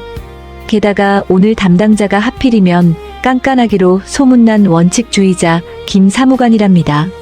서류 없으면 절대 안 봐주는 사람이에요. 강 전무는 컴퓨터 앞에 앉아 직접 세관 시스템에 접속했습니다. 화면에는 붉은색 글씨로 반려 소명 자료 부족, 마감까지 2시간 25분 남음이라는 카운트다운 시계가 돌아가고 있었습니다. 초침이 움직일 때마다 회사의 현금이 1초에 수백만 원씩 타들어가는 느낌이었습니다. 이 대리, 최 과장이 남기고 간 자료 없어? 그 USB, 아까 그 USB에 뭐라도 있을 거 아니야. 이세영 대리는 허둥지둥 다시 USB를 열었습니다. 관세 환급 폴더를 클릭하자 수십 개의 파일이 나왔습니다. 그 중 하나를 열었습니다. 파일에는 최 과장의 투박한 손글씨 메모가 스캔되어 있었습니다. 특수합금 원료 관세 환급건, 이건 전산으로는 절대 해결 안 됨. 2005년도 세관심사위원회 회의록 사본이랑 당시 관세청장이 서명한 유권 해석 공문 원본이 필요함. 원본은 내 책상 두 번째 서랍 비밀 금고에 보관 중. 비밀번호는 0. 강전무의 눈이 번쩍 뜨였습니다. 비밀 금고. 최 과장 책상 어디 갔어? 아침에 다 치웠잖아. 이세영 대리가 사색이 되었습니다. 아, 그거. 아침에 폐기물 업체 불러서 다 가져갔는데요. 낡은 철제 서랍이라 고물상에 넘겼다고. 뭐라고? 야, 이 멍청한 것들아. 그 안에 200억짜리 서류가 들어있는데 그걸 고물상에 줘? 강전무는 이성을 잃고 소리쳤습니다. 박 부장도 망연자실한 표정이었습니다. 전무님, 그럼 이제 방법이 없습니다. 그 원본 서류 없으면 소명이 불가능해요. 세관 전산망은 자비가 없습니다. 9시 땡 치면 바로 마감되고 내일 아침에 200억 원 추징 고지서 날아올 겁니다. 강전무는 떨리는 손으로 전화기를 들었습니다. 폐기물 업체에 전화를 걸었습니다. 여보세요? 오늘 아침에 LK 로지스에서 책상 가져간 업체죠? 그거 어디 있습니까? 아직 안 부셨죠? 아, 그거요? 오전에 바로 압축기로 눌러버렸는데요. 고철값 쳐서 입금해드렸잖아요. 전화기 너머에서 들려오는 무심한 목소리에 강전무는 다리에 힘이 풀려 주저앉았습니다. 최 과장의 낡은 책상, 낡은 수첩, 낡은 서류들. 그가 쓰레기라고 불렀던 것들이 사실은 회사를 지탱하던 가장 단단한 기둥이었습니다.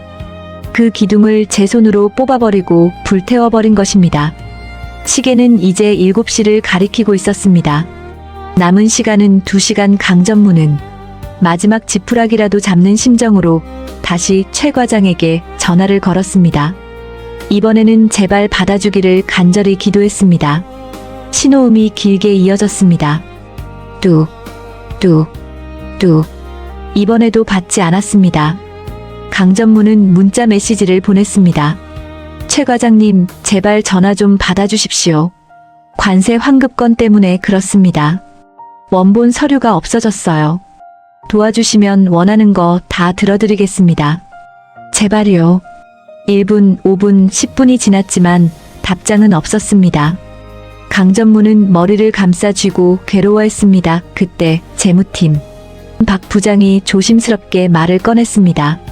전무님, 혹시 최 과장님이 세관 담당자랑 친분이 두텁지 않으십니까? 최 과장님이 직접 전화해서 김 사무관한테 사정하면 전산 마감 시간을 조금 늦춰주거나 서류를 나중에 보완하는 조건으로 승인해 줄 수도 있지 않을까요? 강전무는 고개를 들었습니다. 그게 가능합니까? 시스템 마감 시간을 사람이 바꿀 수 있나요? 원칙적으로는 안 되지만 담당 사무관 권한으로 시스템 장애 처리를 해서 24시간 연장하는 방법이 있다고 들었습니다. 근데 그건 정말 김 사무관이랑 형님 동생 하는 사이 아니면 절대 안 해주는 거라. 결국 또 사람이었습니다. 100억 원을 들여 구축한 AI 시스템도 200억 원이라는 돈의 위력도 결국 시스템 버튼을 누르는 담당 공무원의 마음을 움직이지 못하면 무용지물이었습니다. 그리고 그 담당자의 마음을 움직일 수 있는 유일한 열쇠는 지금 전화를 받지 않는 최무식 과장이 쥐고 있었습니다. 시간은 7시 30분을 넘어섰습니다. 이제 참다랑어도 위험하고 관세 환급금도 위험했습니다. 회사의 양대 자산인 상품과 현금이 동시에 증발할 위기에 처한 것입니다. 강전무는 자리에서 일어났습니다. 내가 직접 간다. 최 과장 집이 어디야? 주소 찍어. 이세영 대리가 인사기록 카드에서 최 과장의 주소를 찾아 전송했습니다. 강전무는 빗속으로 뛰쳐나갔습니다. 운전기사를 부를 시간도 없었습니다. 직접 차를 몰고 최 과장의 집으로 향했습니다. 억수같이 쏟아지는 빗속을 뚫고 그는 난생 처음으로 을의 입장이 되어 갑을 찾아가고 있었습니다. 최 과장의 집은 부산항이 내려다 보이는 산복도로 꼭대기에 있는 오래된 주택이었습니다. 가파른 계단을 한참이나 올라가야 했습니다. 명품 구두가 빗물에 젖어 진흙투성이가 되었지만 강전무는 아랑곳하지 않고 계단을 올랐습니다. 숨이 턱까지 차올랐습니다. 최 과장님, 최 과장님 계십니까? 대문을 두드렸지만 인기척이 없었습니다. 집안은 불이 꺼져 있었습니다. 안 계십니까? 저 강민재입니다. 문 좀 열어주세요. 강전무는 대문 앞에서 비를 맞으며 소리쳤습니다. 지나가는 동네 사람들이 이상한 눈으로 쳐다봤지만 그는 멈출 수 없었습니다. 지금 이 문을 열지 못하면 자신의 인생이 끝장나기 때문입니다. 한참을 두드리자 옆집 창문이 열리더니 할머니 한 분이 내다보았습니다. 아이고 시끄러워라. 최 씨 아저씨 찾는가? 그 양반 아까 낮에 짐 싸서 나갔어. 어디 좋은 회사로 스카우트 됐다면서 기분 좋게 나가던데? 네. 어디로요? 어디로 갔는지 아십니까? 몰라. 무슨 바다? 오션. 뭐라던데? 하여튼 큰 차가 와서 모셔가더라고. 강전무는 다리에 힘이 풀려 그 자리에 주저앉았습니다. 오션웨이. 업계 2위이자 LK 로지스의 최대 라이벌인 오션웨이였습니다. 최 과장이 그곳으로 갔다면 이제 LK 로지스의 모든 약점과 비밀 그리고 20년치의 노하우가 경쟁사의 손에 넘어간 것입니다. 빗물인지 눈물인지 모를 것이 강전무의 얼굴을 타고 흘러내렸습니다. 하하하하. 강전무는 실성한 사람처럼 웃었습니다. 자신이 쫓아낸 늙은 호랑이가 경쟁사의 이빨이 되어 돌아왔다는 사실을 깨달은 것입니다. 시계는 8시를 가리키고 있었습니다. 마감까지 1시간. 그는 비에 젖은 핸드폰을 꺼내 이세영 대리에게 전화를 걸었습니다. 이 대리, 최 과장, 오션웨이로 갔다. 네, 그럼 우린 어떡해요? 몰라. 나도 모르겠다. 그냥 다 끝난 것 같다. 전화를 끊고 강전무는 멍하니 부산항의 불빛을 내려다보았습니다. 저 멀리 바다 위에 떠있는 수많은 배들, 그리고 쉴 새 없이 움직이는 크레인들.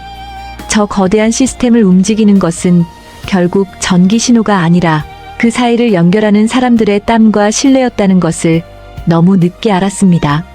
사무실에서는 재무팀 직원들이 발을 동동 구르고 있었습니다. 8시 30분입니다. 전무님은 연락도 안 되고 시스템은 마감 임박 경고를 띄우고 있어요. 박 부장은 체념한 듯 모니터를 껐습니다. 다들 퇴근해. 우리가 할 수 있는 건 없어. 내일 아침에 사직서나 준비하자. 그 시각 오션웨이 사장실. 최무식 이사는 따뜻한 차를 마시며 창밖의 비를 바라보고 있었습니다. 그의 앞에는 20년 전 세관에서 받은 특례 인정 공문 원본이 놓여 있었습니다. 그는 퇴사할 때 이 서류만큼은 챙겨 나왔던 것입니다. 김 계장, 고생 많네. 비 오는데 검사하느라 힘들지? 최 이사는 전화기로 누군가와 통화하고 있었습니다. 아, LK 쪽 환급 건? 그거 오늘 마감이지. 걔네들이 서류가 없어서 못 낸다고? 허허, 그거 참 안 됐네. 나는 뭐, 이제 남의 회사 일이라 상관없지. 원칙대로 해. 김 계장이 봐줄 이유 없잖아. 최 이사는 전화를 끊고 씁쓸한 미소를 지었습니다. 자신이 20년 동안 지켜온 회사가 무너지는 것을 보는 게 마음 편치만은 않았습니다. 하지만 그는 알고 있었습니다. 도구를 쥔 사람이 오만해지면 도구는 주인을 찌르는 흉기가 된다는 것을요. LK 로지스는 지금 스스로 만든 칼날 위에 서 있었습니다. 9시 정각. LK 로지스 재무팀 사무실의 모니터에 마지막 메시지가 떴습니다. 신청 마감. 접수 실패. 대상 금액 200억 원 굽고 기속 처리됨. 사무실의 불이 하나둘 꺼졌습니다. 200억 원이 허공으로 사라지는 소리는 들리지 않았지만 직원들의 한숨 소리는 태풍 소리보다 더 크게 울려 퍼졌습니다. 강전무는 빗속에 홀로 앉아 있었습니다. 그의 스마트폰 화면에는 부재중 전화 영통이라는 글자가 선명하게 빛나고 있었습니다. 아무도 그를 찾지 않았고 아무도 그를 구해줄 수 없었습니다. 오만함이 부른 비싼 수업료를 치를 시간이 다가오고 있었습니다. 밤 9시 1분. LK 로지스 사무실의 모든 전화벨 소리가 뚝 끊겼습니다. 폭풍우가 몰아치던 창밖과 달리 사무실 안은 무서울 정도로 고요했습니다. 재무팀 모니터에는 관세 환급 신청 마감 실패라는 붉은 글자가 사형 선고처럼 떠 있었습니다. 동시에 통관팀 모니터의 골든 스타호 온도계는 영하 35도를 가리키고 있었습니다. 200억 원의 현금과 200억 원의 참다랑어가 동시에 증발해버린 것입니다. 강민재 전무는 빗물에 젖은 채 사무실 바닥에 주저앉아 있었습니다. 명품 양복은 흙탕물 범벅이었고 항상 자신만만하던 눈빛은 초점을 잃었습니다. 직원들은 감히 숨소리도 내지 못하고 눈치만 살피고 있었습니다. 회사의 기둥이 뽑혀나가는 소리가 들리는 듯 했습니다. 그때 사무실 입구의 강화유리 문이 쾅 하는 굉음과 함께 열렸습니다. 경비원이 막을 새도 없이 덩치 큰 사내들이 우르르 밀고 들어왔습니다. 그들 사이로 검은색 코트를 입은 백발의 노신사가 걸어 들어왔습니다. 태평양 수산의 장 회장이었습니다.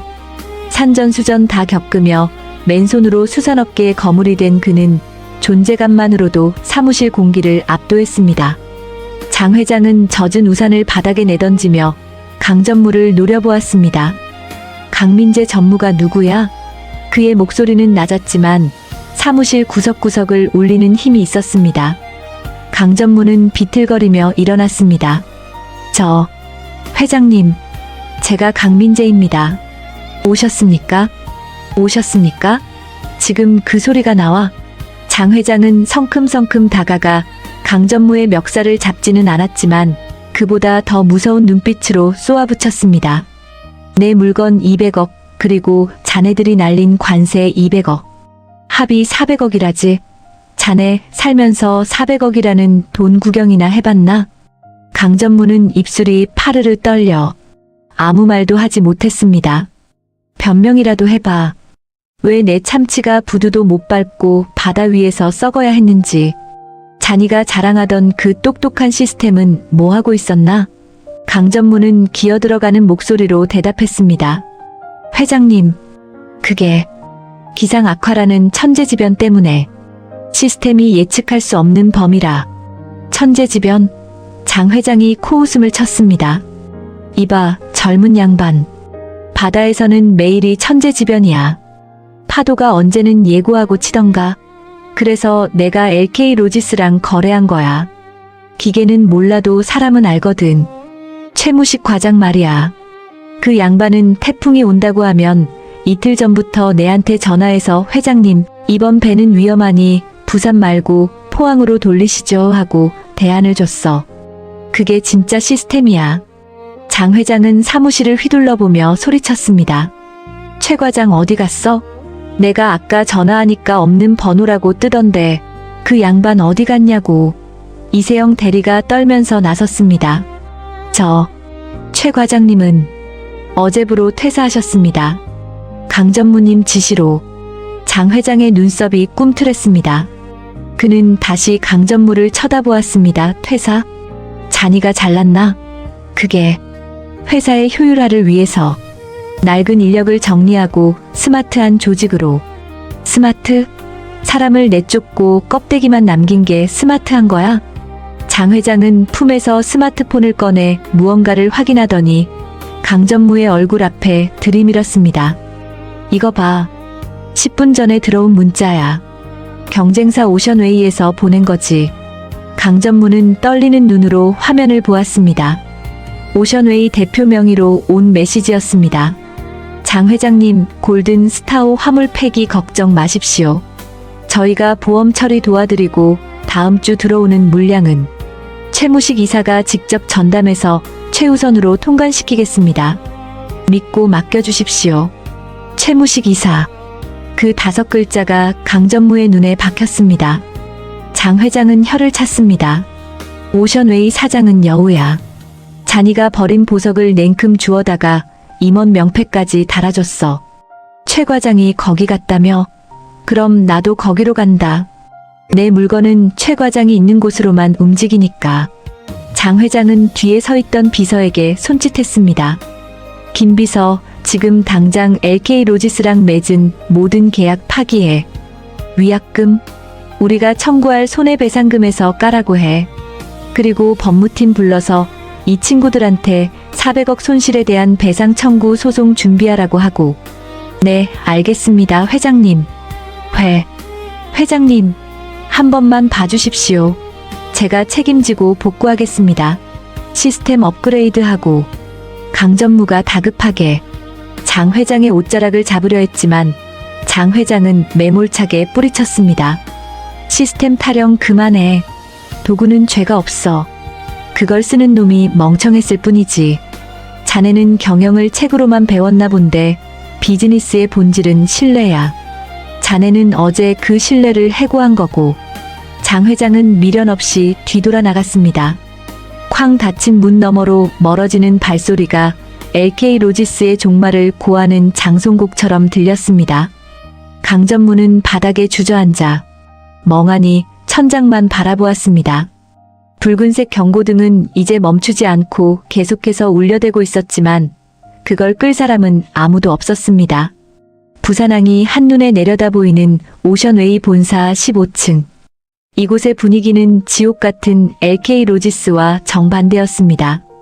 은은한 클래식 음악이 흐르고 직원들은 여유로운 표정으로 업무를 보고 있었습니다.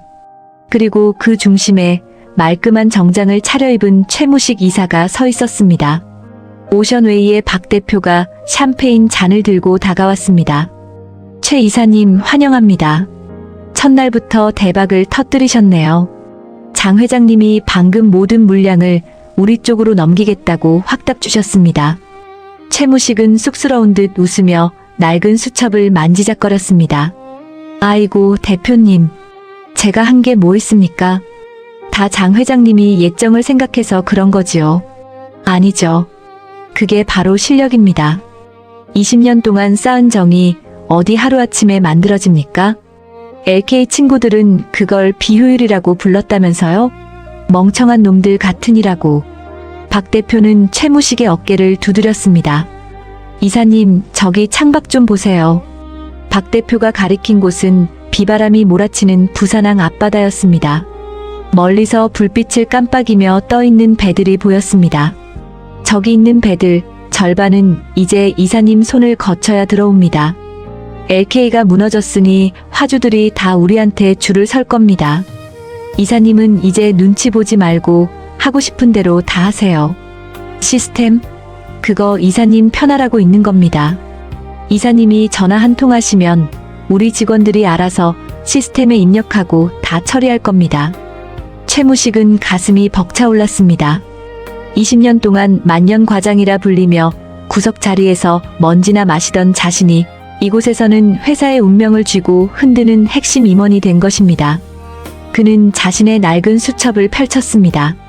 거기에는 내일 들어올 화물선 선장들의 이름과 연락처가 빼곡했습니다. 그때 최무식의 개인 휴대폰이 울렸습니다. 모르는 번호였지만 발신자는 LK 로지스 사무실이었습니다. 아마도 이세영 대리나 아니면 뒤늦게 정신 차린 강전무일 것입니다. 최무식은 잠시 액정을 바라보았습니다. 받을까 말까? 예전 같으면 예, 전무님하고 굽실거리며 받았을 것입니다. 하지만 지금은 달랐습니다. 그는 조용히 종료 버튼을 눌렀습니다. 그리고 박 대표를 보며 미소 지었습니다. 대표님, 내일 들어오는 말인 보이오 선장님이 김치찌개를 좋아하십니다. 입항하면 제가 밥이나 한 끼 사드려야겠습니다. 하하, 좋죠. 법인카드 드릴 테니까 제일 비싼 집으로 모시세요. 그게 우리 회사의 경쟁력 아닙니까? 호탕한 웃음소리가 오션웨이 사무실을 채웠습니다. 반면 전화가 끊긴 LK 로지스의 사무실에는 정적만이 감돌았습니다.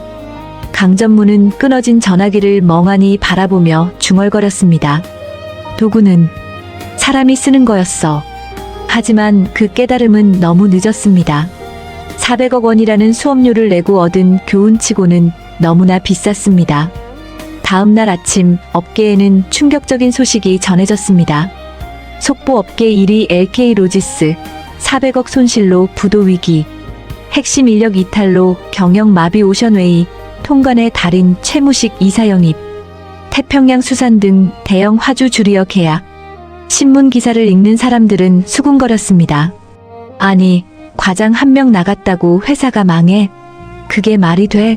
하지만 업계 사람들은 알고 있었습니다. 그 과장이 보통 과장이 아니었다는 것을. 그리고 시스템이라는 화려한 껍데기 속에 숨겨진 진짜 알맹이를 잃어버린 회사가 얼마나 허무하게 무너질 수 있는지를 말입니다. 이제 최무식의 낡은 수첩은 오션웨이의 가장 중요한 자산 목록 1호가 되었습니다.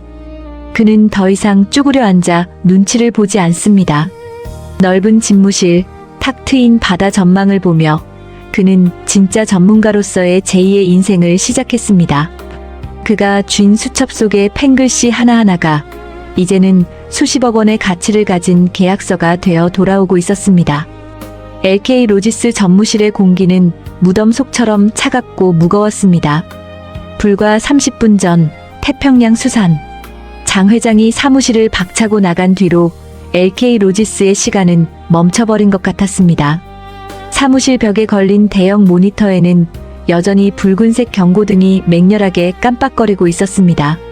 관세 환급 신청 반려 골든 스타오 입항 불가, 화물 손상, 위험 2개의 재앙이 동시에 강전무의 목을 조여오고 있었습니다. 400억 원. 그가 평생을 바쳐도 갚을 수 없는 천문학적인 돈이었습니다. 강전무는 떨리는 손으로 책상 위에 놓인 물잔을 집어들었습니다. 하지만 손이 너무 심하게 떨려 물이 넥타이 위로 쏟아졌습니다. 평소 같으면 비싼 넥타이가 젖었다며 불같이 화를 냈겠지만 지금은 그럴 정신조차 없었습니다. 그는 젖은 넥타이를 거칠게 풀어 바닥에 내동댕이 쳤습니다. 전무님, 이세영 대리가 울먹이는 목소리로 불렀습니다. 그녀의 눈 화장은 눈물에 번져 엉망이 되어 있었습니다. 재무팀에서 연락이 왔는데요. 세관 시스템 마감까지 이제 30분 남았답니다. 그 안에 소명 자료 원본을 입력하지 못하면 200억 원 환급은 영영 불가능하대요. 법적으로 구제받을 방법도 없다고. 강전무는 머리를 감싸 쥐었습니다. 알아. 나도 안다고. 그런데 나보고 어쩌란 말이야. 그 원본 서류가 든 책상을 고물상에 팔아먹은 건 너희들이잖아. 그는 악을 썼지만 사실 그 지시를 내린 건 바로 자신이었습니다. 낡고 지저분한 건 다 치워라고 명령했던 자신의 목소리가 귓가에 맴돌았습니다. 그때 책상 위에 최신형 스마트폰이 진동했습니다. 강전무는 화들짝 놀라 전화기를 집어들었습니다. 혹시 장 회장이 마음을 돌린 건 아닐까 하는 신락 같은 희망이었습니다. 하지만 발신자는 본사 법무팀장이었습니다. 네, 전무입니다. 전무님, 방금 태평양 수산 법무팀에서 내용 증명이 팩스로 들어왔습니다. 계약 해지 통보 및 손해배상 청구 소송 예고장입니다. 청구 금액이 1차로만 500억 원입니다. 이거 방어 못하면 전무님 배임 혐의로 고발당하실 수도 있습니다. 준비하셔야겠습니다. 전화는 툭 끊겼습니다. 배임 혐의, 고발, 감옥. 단어 하나하나가 강전무의 심장을 찔렀습니다. 그는 다리가 풀려 바닥에 주저앉았습니다. 미국에서 MBA를 따고 최연소 임원이 되어 승승장구하던 자신의 인생이 단 하루 만에 나락으로 떨어지고 있었습니다. 그는 고개를 들어 번쩍이는 모니터를 보았습니다. 그가 그토록 자랑하던 100억짜리 AI 시스템. 그 화면 속의 숫자들은 여전히 차가운 빛을 내뿜고 있었습니다. 하지만 그 숫자들은 강전무를 구해주지 못했습니다. 시스템은 그저 너는 실패했다는 사실을 붉은색으로 알려줄 뿐 어떻게 해야 하는지는 가르쳐주지 않았습니다. 도구. 그래, 도구는 죄가 없지. 강전무는 장 회장이 남기고 간 말을 중얼거렸습니다. 도구를 쓰는 놈이 멍청했을 뿐. 그 멍청한 놈이 바로 자신이었습니다.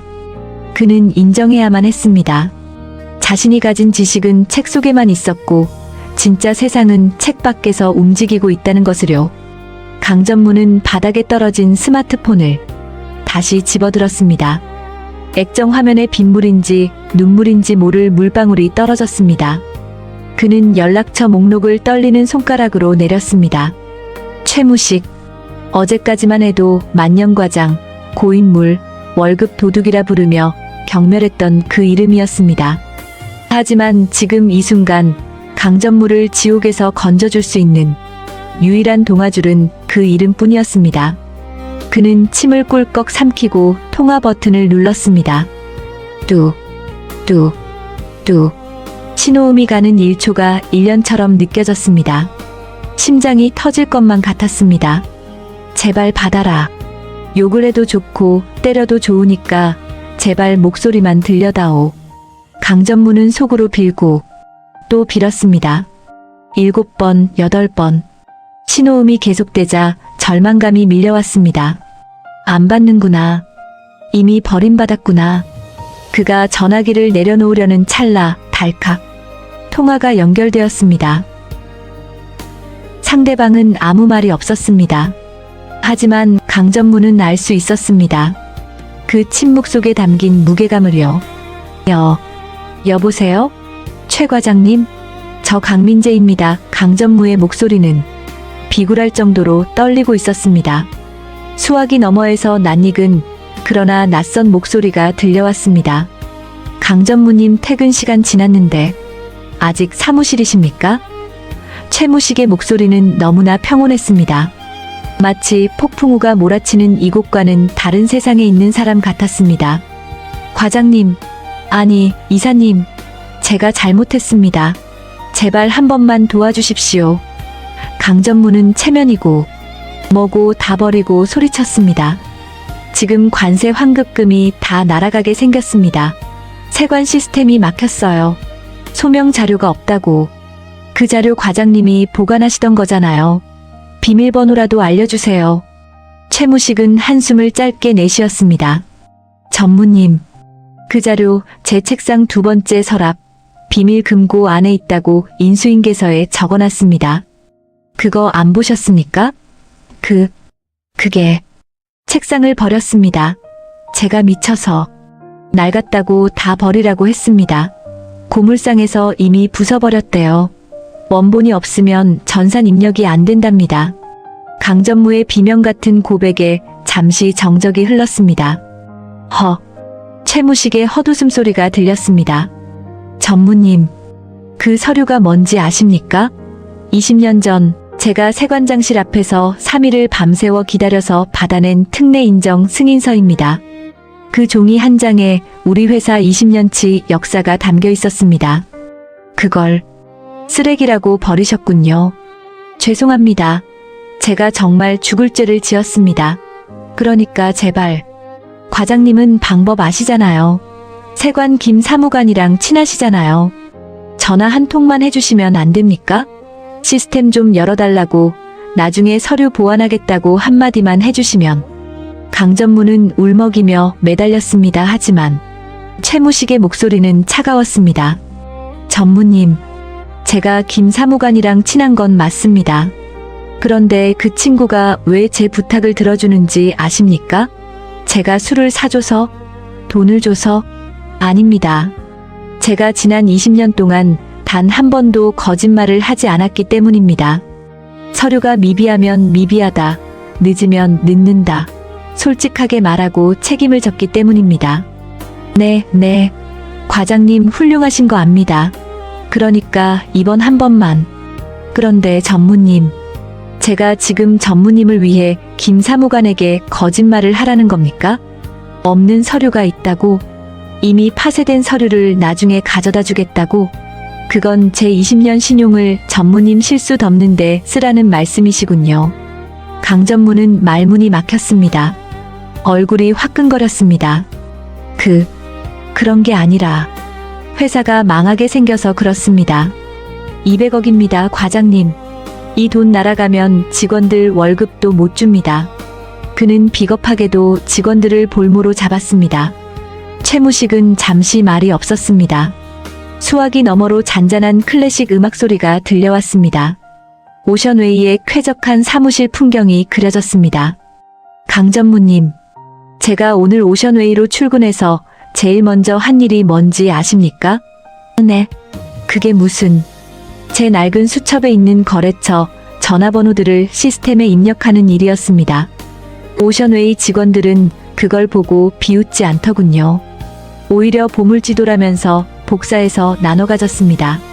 전무님이 쓰레기라고 버린 그 수천 말입니다. 최무식의 목소리에는 힘이 실려 있었습니다.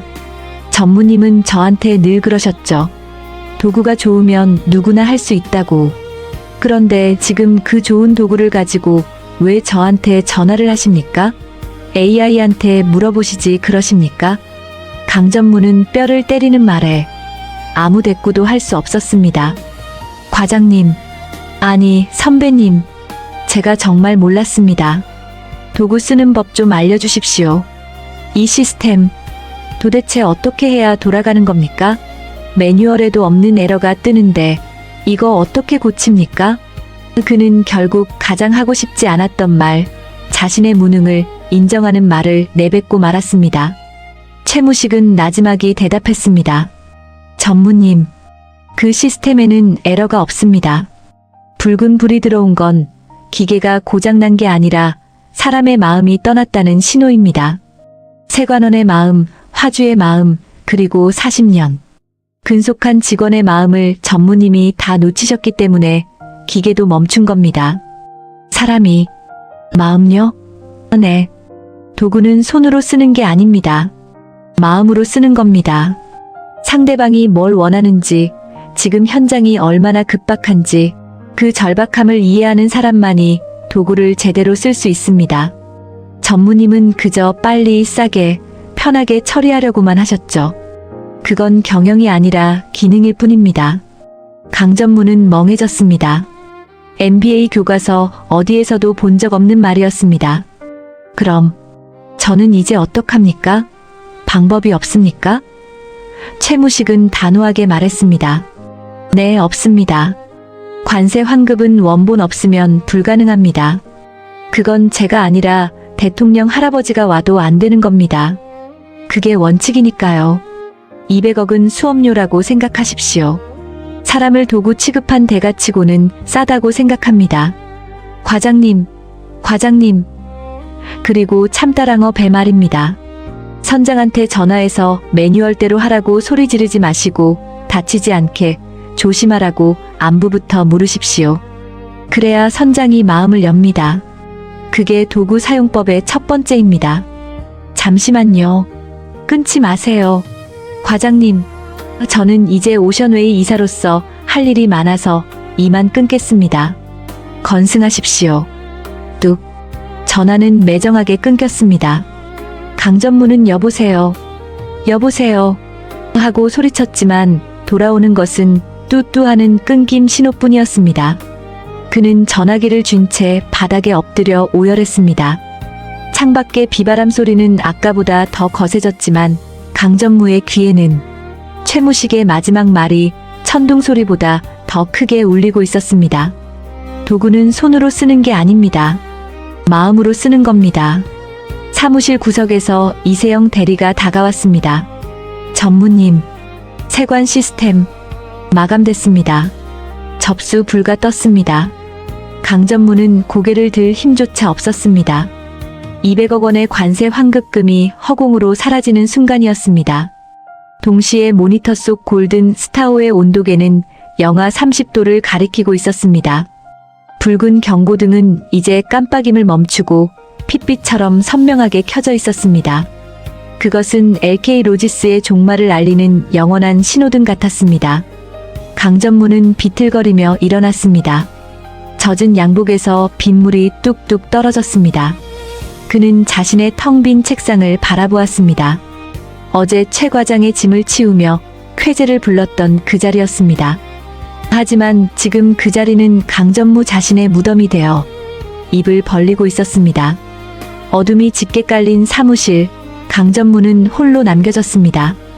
최신형 태블릿 PC, 초고속 전산망, 스마트한 사무실, 그 모든 도구들이 그를 둘러싸고 있었지만 그것들은 이제 그를 조롱하는 고철 덩어리에 불과했습니다. 진짜 주인은 떠났고 남은 것은 굴러들어온 돌이 저지른 난장판뿐이었습니다. 같은 시각 LK 로지스의 경쟁사이자 업계 2위인 오션웨이의 본사 상황실은 전혀 다른 분위기였습니다. 이곳 역시 부산항의 태풍 영향권에 들어있었기에 긴장감이 감돌았지만 LK 로지스처럼 아수라장은 아니었습니다. 직원들은 차분하게 각자의 모니터를 주시하고 있었고 중앙 통제실의 대형 스크린 앞에는 박성훈 대표가 팔짱을 낀 채 서 있었습니다. 박 대표의 옆에는 오늘부로 오션웨이의 이사로 취임한 최무식 이사가 서 있었습니다. 그의 옷차림은 어제와 달랐습니다.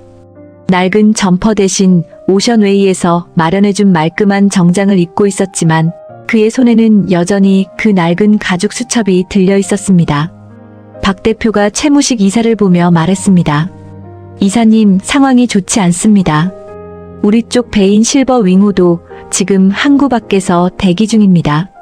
저 배에도 150억 원어치 활어가 실려 있어서 시간이 생명인데 관제실에서는 위험하다고 입항 허가를 안 내주고 있네요.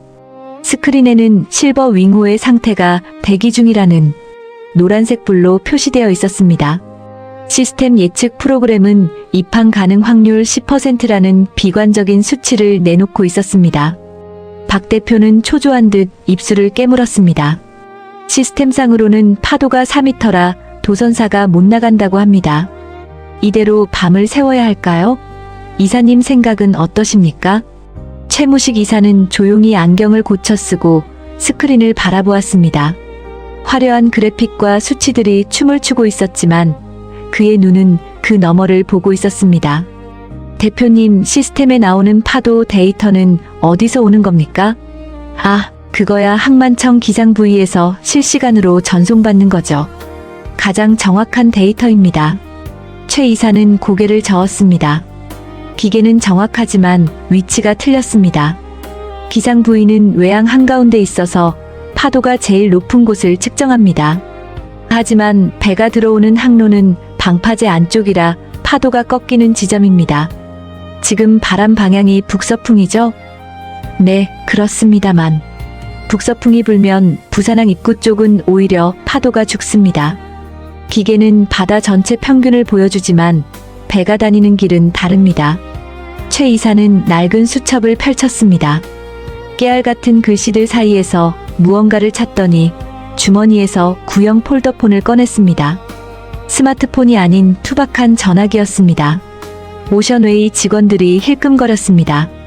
최첨단 상황실에서 폴더폰이라니 낯선 광경이었습니다.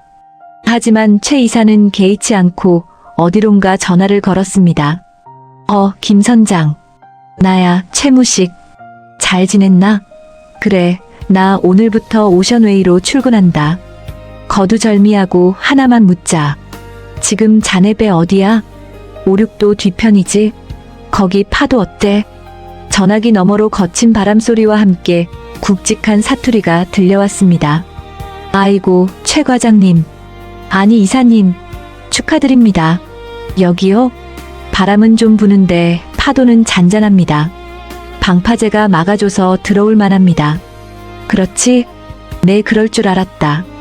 그럼 김 선장, 자니가 관제실에 무전 좀 쳐줄 수 있나? 지금 항로 쪽은 안전하다고 자니가 직접 눈으로 확인했다고 말이야. 관제실 애들은 기계 수치만 보고 겁먹어서 허가를 안 내주거든. 하모요. 이사님 부탁인데 당장 하입시더. 제가 지금 바로 때릴게. 전화를 끄는 최 이사는 박 대표를 보며 빙긋 웃었습니다. 대표님, 5분만 기다려보시죠. 신호 바뀔 겁니다. 박 대표와 직원들은 반신반의하며 스크린을 쳐다보았습니다. AI 시스템은 여전히 위험을 알리고 있었기 때문입니다. 정확히 3분 뒤 상황실 무전기에서 치직거리는 소리가 들려왔습니다. 여기는 부산항 관제실. 실버 윙호 현장 도선선 보고에 따라 입항 허가한다. 3번 항로로 진입하라. 다시 알린다. 진입하라. 동시에 붉은색에 가깝던 스크린의 신호등이 입항 허가라는 초록색으로 바뀌었습니다. 와! 오션웨이 직원들 사이에서 탄성이 터져 나왔습니다. 박 대표는 눈이 휘둥그레졌습니다. 아니, 이사님. 도대체 어떻게 하신 겁니까? 시스템도 예측 못한 걸 전화 한 통으로 뚫으시다니요. 최 이사는 수첩을 덮으며 담담하게 말했습니다. 시스템은 넓은 바다를 보지만 저는 배가 들어올 좁은 길을 봅니다. 그리고 그 길 위에 제 눈이 되어줄 사람이 있었을 뿐입니다. 김 선장은 10년 전에 사고 났을 때 제가 도와준 적이 있어서 제 말이라면 믿어주거든요. 박 대표는 고개를 숙였습니다. 제가 신뢰했습니다. 이사님을 통관 전문가로 모셨는데 알고 보니 도구의 장인이셨군요. 시스템 위에 사람이 있다는 걸 오늘 배웠습니다. 최 이사는 손사래를 쳤습니다. 과찬이십니다. 이제 시작이죠. 실버 윙호 들어오면 검역소랑 세관도 바빠질 겁니다. 제가 미리 전화 좀 돌려놓겠습니다. 최 이사는 다시 수첩을 펴고 전화를 돌리기 시작했습니다. 그의 목소리는 정중하면서도 힘이 있었습니다. 아이고, 박 계장님. 비 오는데 고생이 많으십니다. 저 최무식입니다. 네, 오션웨이로 왔습니다. 이번에 우리 배 들어가는 거 서류는 시스템으로 다 보냈고 샘플도 미리 준비해놨습니다. 애들 야식비 좀 챙겨 보낼 테니까 검사 좀 꼼꼼히 하지만 빠르게 부탁드립니다. 그의 통화는 단순한 부탁이 아니었습니다. 상대방이 무엇을 걱정하는지, 무엇을 필요로 하는지 정확히 짚어주는 소통이었습니다. 세관원들은 최 이사의 목소리를 듣자마자 경계심을 풀었습니다. 최 이사님이 담당이면 믿고 가야죠라는 반응이 전화기 밖으로 들릴 정도였습니다. 그 시각 불과 1km 떨어진 LK 로지스의 상황실은 초상집 분위기였습니다. 강전무는 오션웨이의 배가 입항 허가를 받았다는 소식을 듣고 바닥을 쳤습니다. 뭐라고? 오션웨이는 들어온다고? 똑같은 날씨에 똑같은 항구인데 왜 쟤네만 들어오고 우리는 못 들어와? 시스템 오류 아니야? 하지만 그것은 오류가 아니었습니다.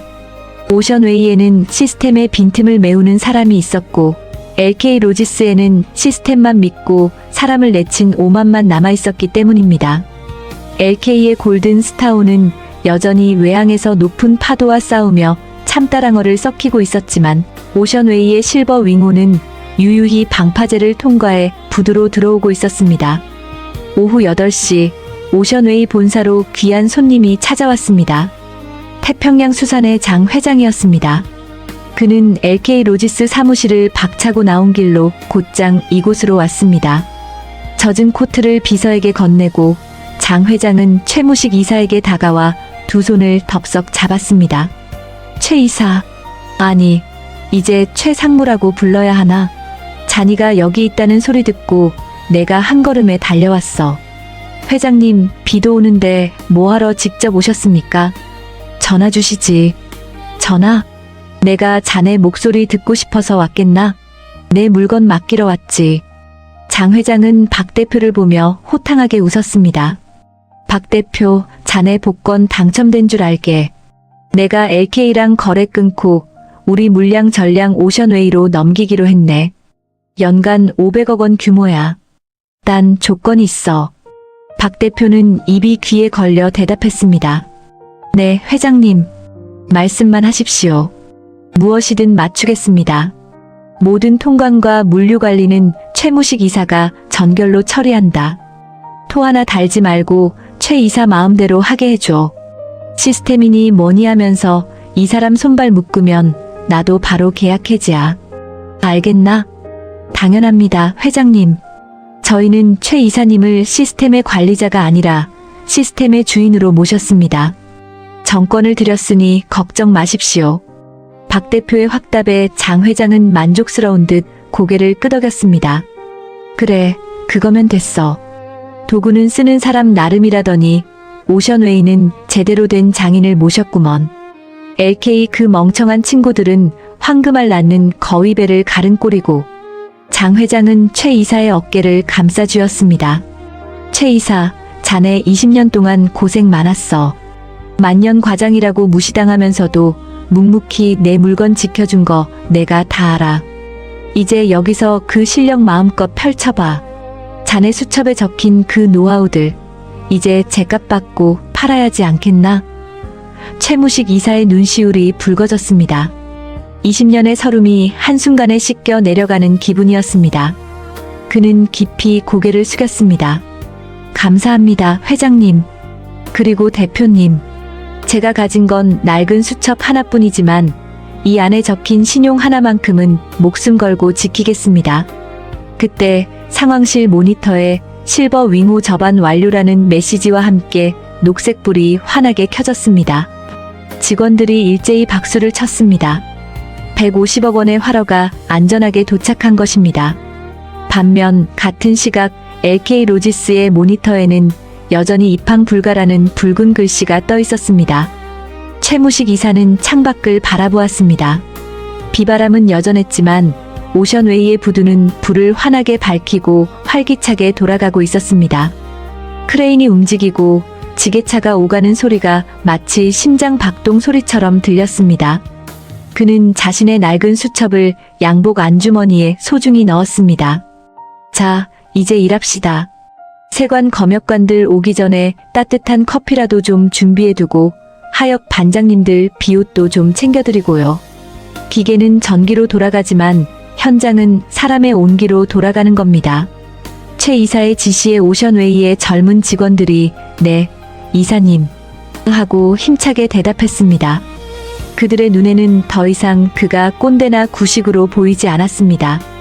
100억짜리 시스템도 해결 못한 문제를 전화 한 통으로 해결한 진정한 마스터에 대한 존경심만이 가득했습니다.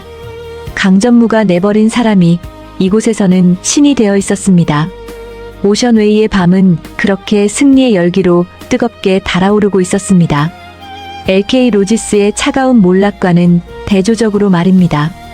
도구를 지배하는 자와 도구에 지배당한 자의 운명이 그렇게 갈렸습니다. 다음 날 아침 부산항에는 언제 그랬냐는 듯 맑은 해가 떠올랐습니다. 폭풍우는 지나갔고 바다는 잔잔한 물결을 이루며 햇살을 반사하고 있었습니다.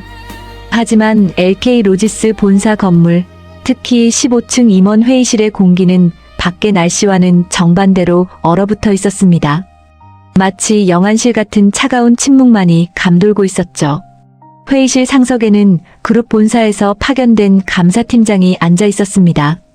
그의 앞에는 두툼한 보고서 한 부가 놓여 있었는데 표지에는 LK 로지스 긴급 감사 보고서 400억 손실건이라는 제목이 붉은색으로 인쇄되어 있었습니다. 그 맞은편 죄인처럼 고개를 푹 숙이고 앉아있는 사람은 다름 아닌 강민재 전무였습니다. 하루 전까지만 해도 스마트 경영, 디지털 혁신을 외치며 기세등등하던 그의 모습은 온데간데 없었습니다. 명품 양복은 구겨졌고 넥타이는 풀어 헤쳐진 채 초라하기 그지없었죠. 감사팀장이 보고서를 탁 덮으며 입을 열었습니다. 강민재 전무, 상황 파악은 다 되셨습니까? 어젯밤 9시부로 관세 환급금 200억 원은 국고로 귀속되어 소멸했습니다. 그리고 오늘 새벽 5시 골든 스타호 선장으로부터 최종 보고가 들어왔습니다. 냉동 컨테이너 내부 온도가 영상 5도까지 올라가 참따랑어 전량이 부패했다고요. 폐기 비용만 20억이 추가로 듭니다. 합계 손실액 420억 원. 창사 이래 최대 규모입니다. 강전무는 마른 침을 삼켰습니다. 입술이 바싹바싹 타들어갔습니다. 팀장님, 그게 기상 악화라는 천재지변 때문에 시스템이 그놈의 시스템 타령. 감사팀장이 책상을 내리치며 고함을 질렀습니다. 시스템이 태풍을 몰고 왔습니까? 경쟁사 오션웨이는 똑같은 시간, 똑같은 항구에서 150억짜리 활어선을 무사히 입항시켰습니다. 그쪽 시스템은 슈퍼컴퓨터라도 됩니까? 아니죠. 사람이 달랐을 뿐입니다. 감사팀장은 보고서 한 페이지를 펼쳐 강전무 앞으로 밀었습니다. 그곳에는 최무식 과장의 퇴사 처리 서류 사본이 붙어 있었습니다. 최무식 과장, 38년 근속, 통관 업무에 살아있는 전설. 업계에서는 부산항 내비게이션이라고 불리는 사람을 전무가 취임하자마자 잘랐더군요. 그것도 비효율적이라는 이유로요. 그분은 너무 낡은 방식만 고집해서 그 낡은 방식이 회사의 안전벨트였습니다. 전무는 연비 좀 아끼겠다고 달리는 차에서 안전벨트를 잘라버린 겁니다. 그 결과가 이 420억짜리 대형 사고고요. 강 전무는 아무 말도 할 수 없었습니다. 변명의 여지가 없었습니다. 본사 회장님의 지시사항을 전달하겠습니다. 강민재 전무는 금일부로 해임입니다. 그리고 이번 손실에 대한 업무상 배임 혐의로 검찰에 고발 조치될 겁니다. 개인 자산 가압류도 들어갈 테니 준비하십시오. 해임이라뇨. 고발이라뇨. 저는 회사를 위해 혁신하려던 것뿐입니다. 기회를 한 번만 더. 끌어내.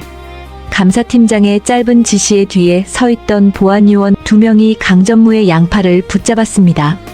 이거 내가 누군 줄 알아? 나 MBA 출신이야.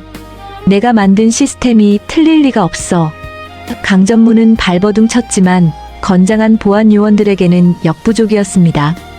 그는 짐승처럼 질질 끌려 회의실 밖으로 쫓겨났습니다. 복도에는 직원들이 나와서 그 광경을 지켜보고 있었지만 누구 하나 동정의 눈길을 보내지 않았습니다. 오히려 꼴 좋다는 표정들이었죠. 강전무가 끌려간 뒤 통관팀 사무실은 초토화되었습니다. 강전무의 오른팔을 자처했던 이세영 대리는 책상에 엎드려 울고 있었습니다. 그녀 역시 징계해고 대상 명단에 올라 있었기 때문입니다. 이 대리, 울 시간이 없어. 감사팀에서 최 과장님 업무 자료 다 내놓으래. USB 어딨어? 재무팀 박 부장이 다급하게 물었습니다. 이제라도 최 과장의 자료를 복구해서 수습해 보려는 마지막 발악이었습니다. 이세영 대리는 고개를 들었습니다. 눈물로 번진 마스카라 자국이 기괴하게 보였습니다. USB. 그거. 그녀의 시선이 책상 서랍 구석으로 향했습니다. 며칠 전 최 과장이 주고 간 그 USB를 쓰레기 취급하며 던져두었던 곳이었습니다. 그녀는 떨리는 손으로 서랍을 열었습니다. 온갖 잡동사니와 먹다 남은 과자 봉지 사이를 뒤적거렸습니다. 하지만 USB는 없었습니다. 분명 여기 뒀는데 어디 갔지? 이세영 대리는 서랍을 통째로 빼서 바닥에 쏟았습니다. 볼펜, 클립, 포스트잇이 와르르 쏟아졌지만 그 은색 메모리는 보이지 않았습니다. 그녀의 얼굴이 하얗게 질렸습니다. 생각해보니 어제 청소 아주머니 오셨을 때 그녀의 머릿속에 어제 저녁의 기억이 스쳤습니다. 강전무에게 잘 보이기 위해 책상을 깔끔하게 정리하겠다며 서랍 속 잡동사니를 싹 쓸어 휴지통에 버렸던 기억이 났습니다. 그때 그 USB도 함께 휩쓸려 들어간 것이 분명했습니다. 이세영 대리는 비명을 지르며 사무실 구석에 있는 대형 쓰레기통으로 달려갔습니다. 그녀는 닥치는 대로 쓰레기통을 뒤엎었습니다. 종이 뭉치, 커피 찌꺼기, 컵라면 용기가 바닥에 뒹굴었습니다. 명품 옷을 입고 도도하게 굴던 그녀가 쓰레기 더미를 맨손으로 헤집는 모습은 처참하기 그지없었습니다. 찾아야 돼. 그거 없으면 나도 끝장이야. 그녀는 울부짖으며 쓰레기를 뒤졌지만 이미 오늘 새벽 청소차가 건물을 다녀간 뒤였습니다. 최 과장이 30년 넘는 경험을 꾹꾹 눌러 담아 건네준 마지막 선물. 그 200억짜리 매뉴얼은 영원히 소각장 불길 속으로 사라져버린 것입니다. 박 부장은 그 모습을 보며 혀를 찼습니다. 쯧쯧. 사람이 줄 때 귀한 줄 알았어야지. 굴러들어온 복을 제 발로 차놓고 이제 와서 쓰레기통을 뒤지면 뭐가 나오나. 그는 고개를 저으며 돌아섰습니다. 사무실 벽에 걸린 대형 모니터에는 여전히 붉은색 경고등이 켜져 있었습니다. 시스템은 치명적 오류 발생이라는 메시지만 반복할 뿐 쓰레기통을 뒤지는 이 대리를 도와줄 어떤 방법도 제시하지 못했습니다. 도구를 맹신하고 사람을 경시한 대가는 그렇게 잔혹했습니다. 같은 시각 오션웨이 본사 최무식 이사의 집무실은 평화로웠습니다. 그는 창밖으로 평온해진 부산항을 내려다보며 모닝커피를 마시고 있었습니다. 책상 위에는 오늘 아침 조간신문이 펼쳐져 있었습니다. 일면 톱기사 제목은 물류 공룡 LK 로지스 400억 손실로 사실상 파산 위기. 경영진의 도덕적 해이가 부른 참사였습니다. 결국 이렇게 되는구먼. 최 이사는 씁쓸한 표정으로 신문을 덮었습니다. 자신이 청춘을 바친 회사가 이렇게 허무하게 무너지는 것을 보는 마음이 편치만은 않았습니다. 하지만 그는 알고 있었습니다. 이것은 예견된 사고였다는 것을요. 똑똑. 노크 소리와 함께 박 대표가 들어왔습니다. 이사님, 좋은 아침입니다. 기사 보셨습니까? LK 쪽 주가가 오늘 아침 하한가를 쳤습니다. 거래 정지될 것 같다고 하네요. 예, 봤습니다. 안타까운 일이죠. 직원들은 무슨 죄라고. 그러게 말입니다. 그리고 방금 연락받았는데 LK 쪽에서 거래하던 중소 화주들까지 전부 우리 쪽으로 넘어오겠답니다. 이사님 믿고 오겠다는데 어떻게 할까요? 물량이 너무 많아서 우리 창고가 부족할 지경입니다. 최 이사는 잠시 생각하더니 낡은 수첩을 꺼냈습니다. 대표님, 우리 3번 창고 비어있지 않습니까? 거기는 냉동시설이 좀 낡아서 안 쓰고 있었는데 제가 아는 설비 기사님한테 연락하면 하루 만에 고칠 수 있습니다. 그분 솜씨가 기가 막히거든요. 그쪽으로 물량 받으시죠. 박 대표는 감탄하며 고개를 끄덕였습니다. 역시 이사님은 안 되는 게 없으시군요. 시스템상으로는 사용 불가로 되어 있어서 생각도 못했는데 사람을 부르면 되는 거였네요. 그렇죠. 기계는 고장이라고 말하지만 사람은 고치면 된다고 말하니까요. 그게 차이 아니겠습니까? 그때 최 이사의 휴대폰이 울렸습니다. 모르는 번호였지만 발신 지역 번호는 LK 로지스가 있는 서울 본사 쪽이었습니다. 최 이사는 직감적으로 누가 걸었는지 알 것 같았습니다. 아마 이세영 대리이거나 해임된 강전무일 것입니다. 뒤늦은 후회 혹은 비겁한 변명을 늘어놓으려는 전화겠지요. 최 이사는 전화기를 물끄러미 바라보다가 조용히 뒤집어 놓았습니다. 안 받으십니까? 박 대표가 물었습니다. 네.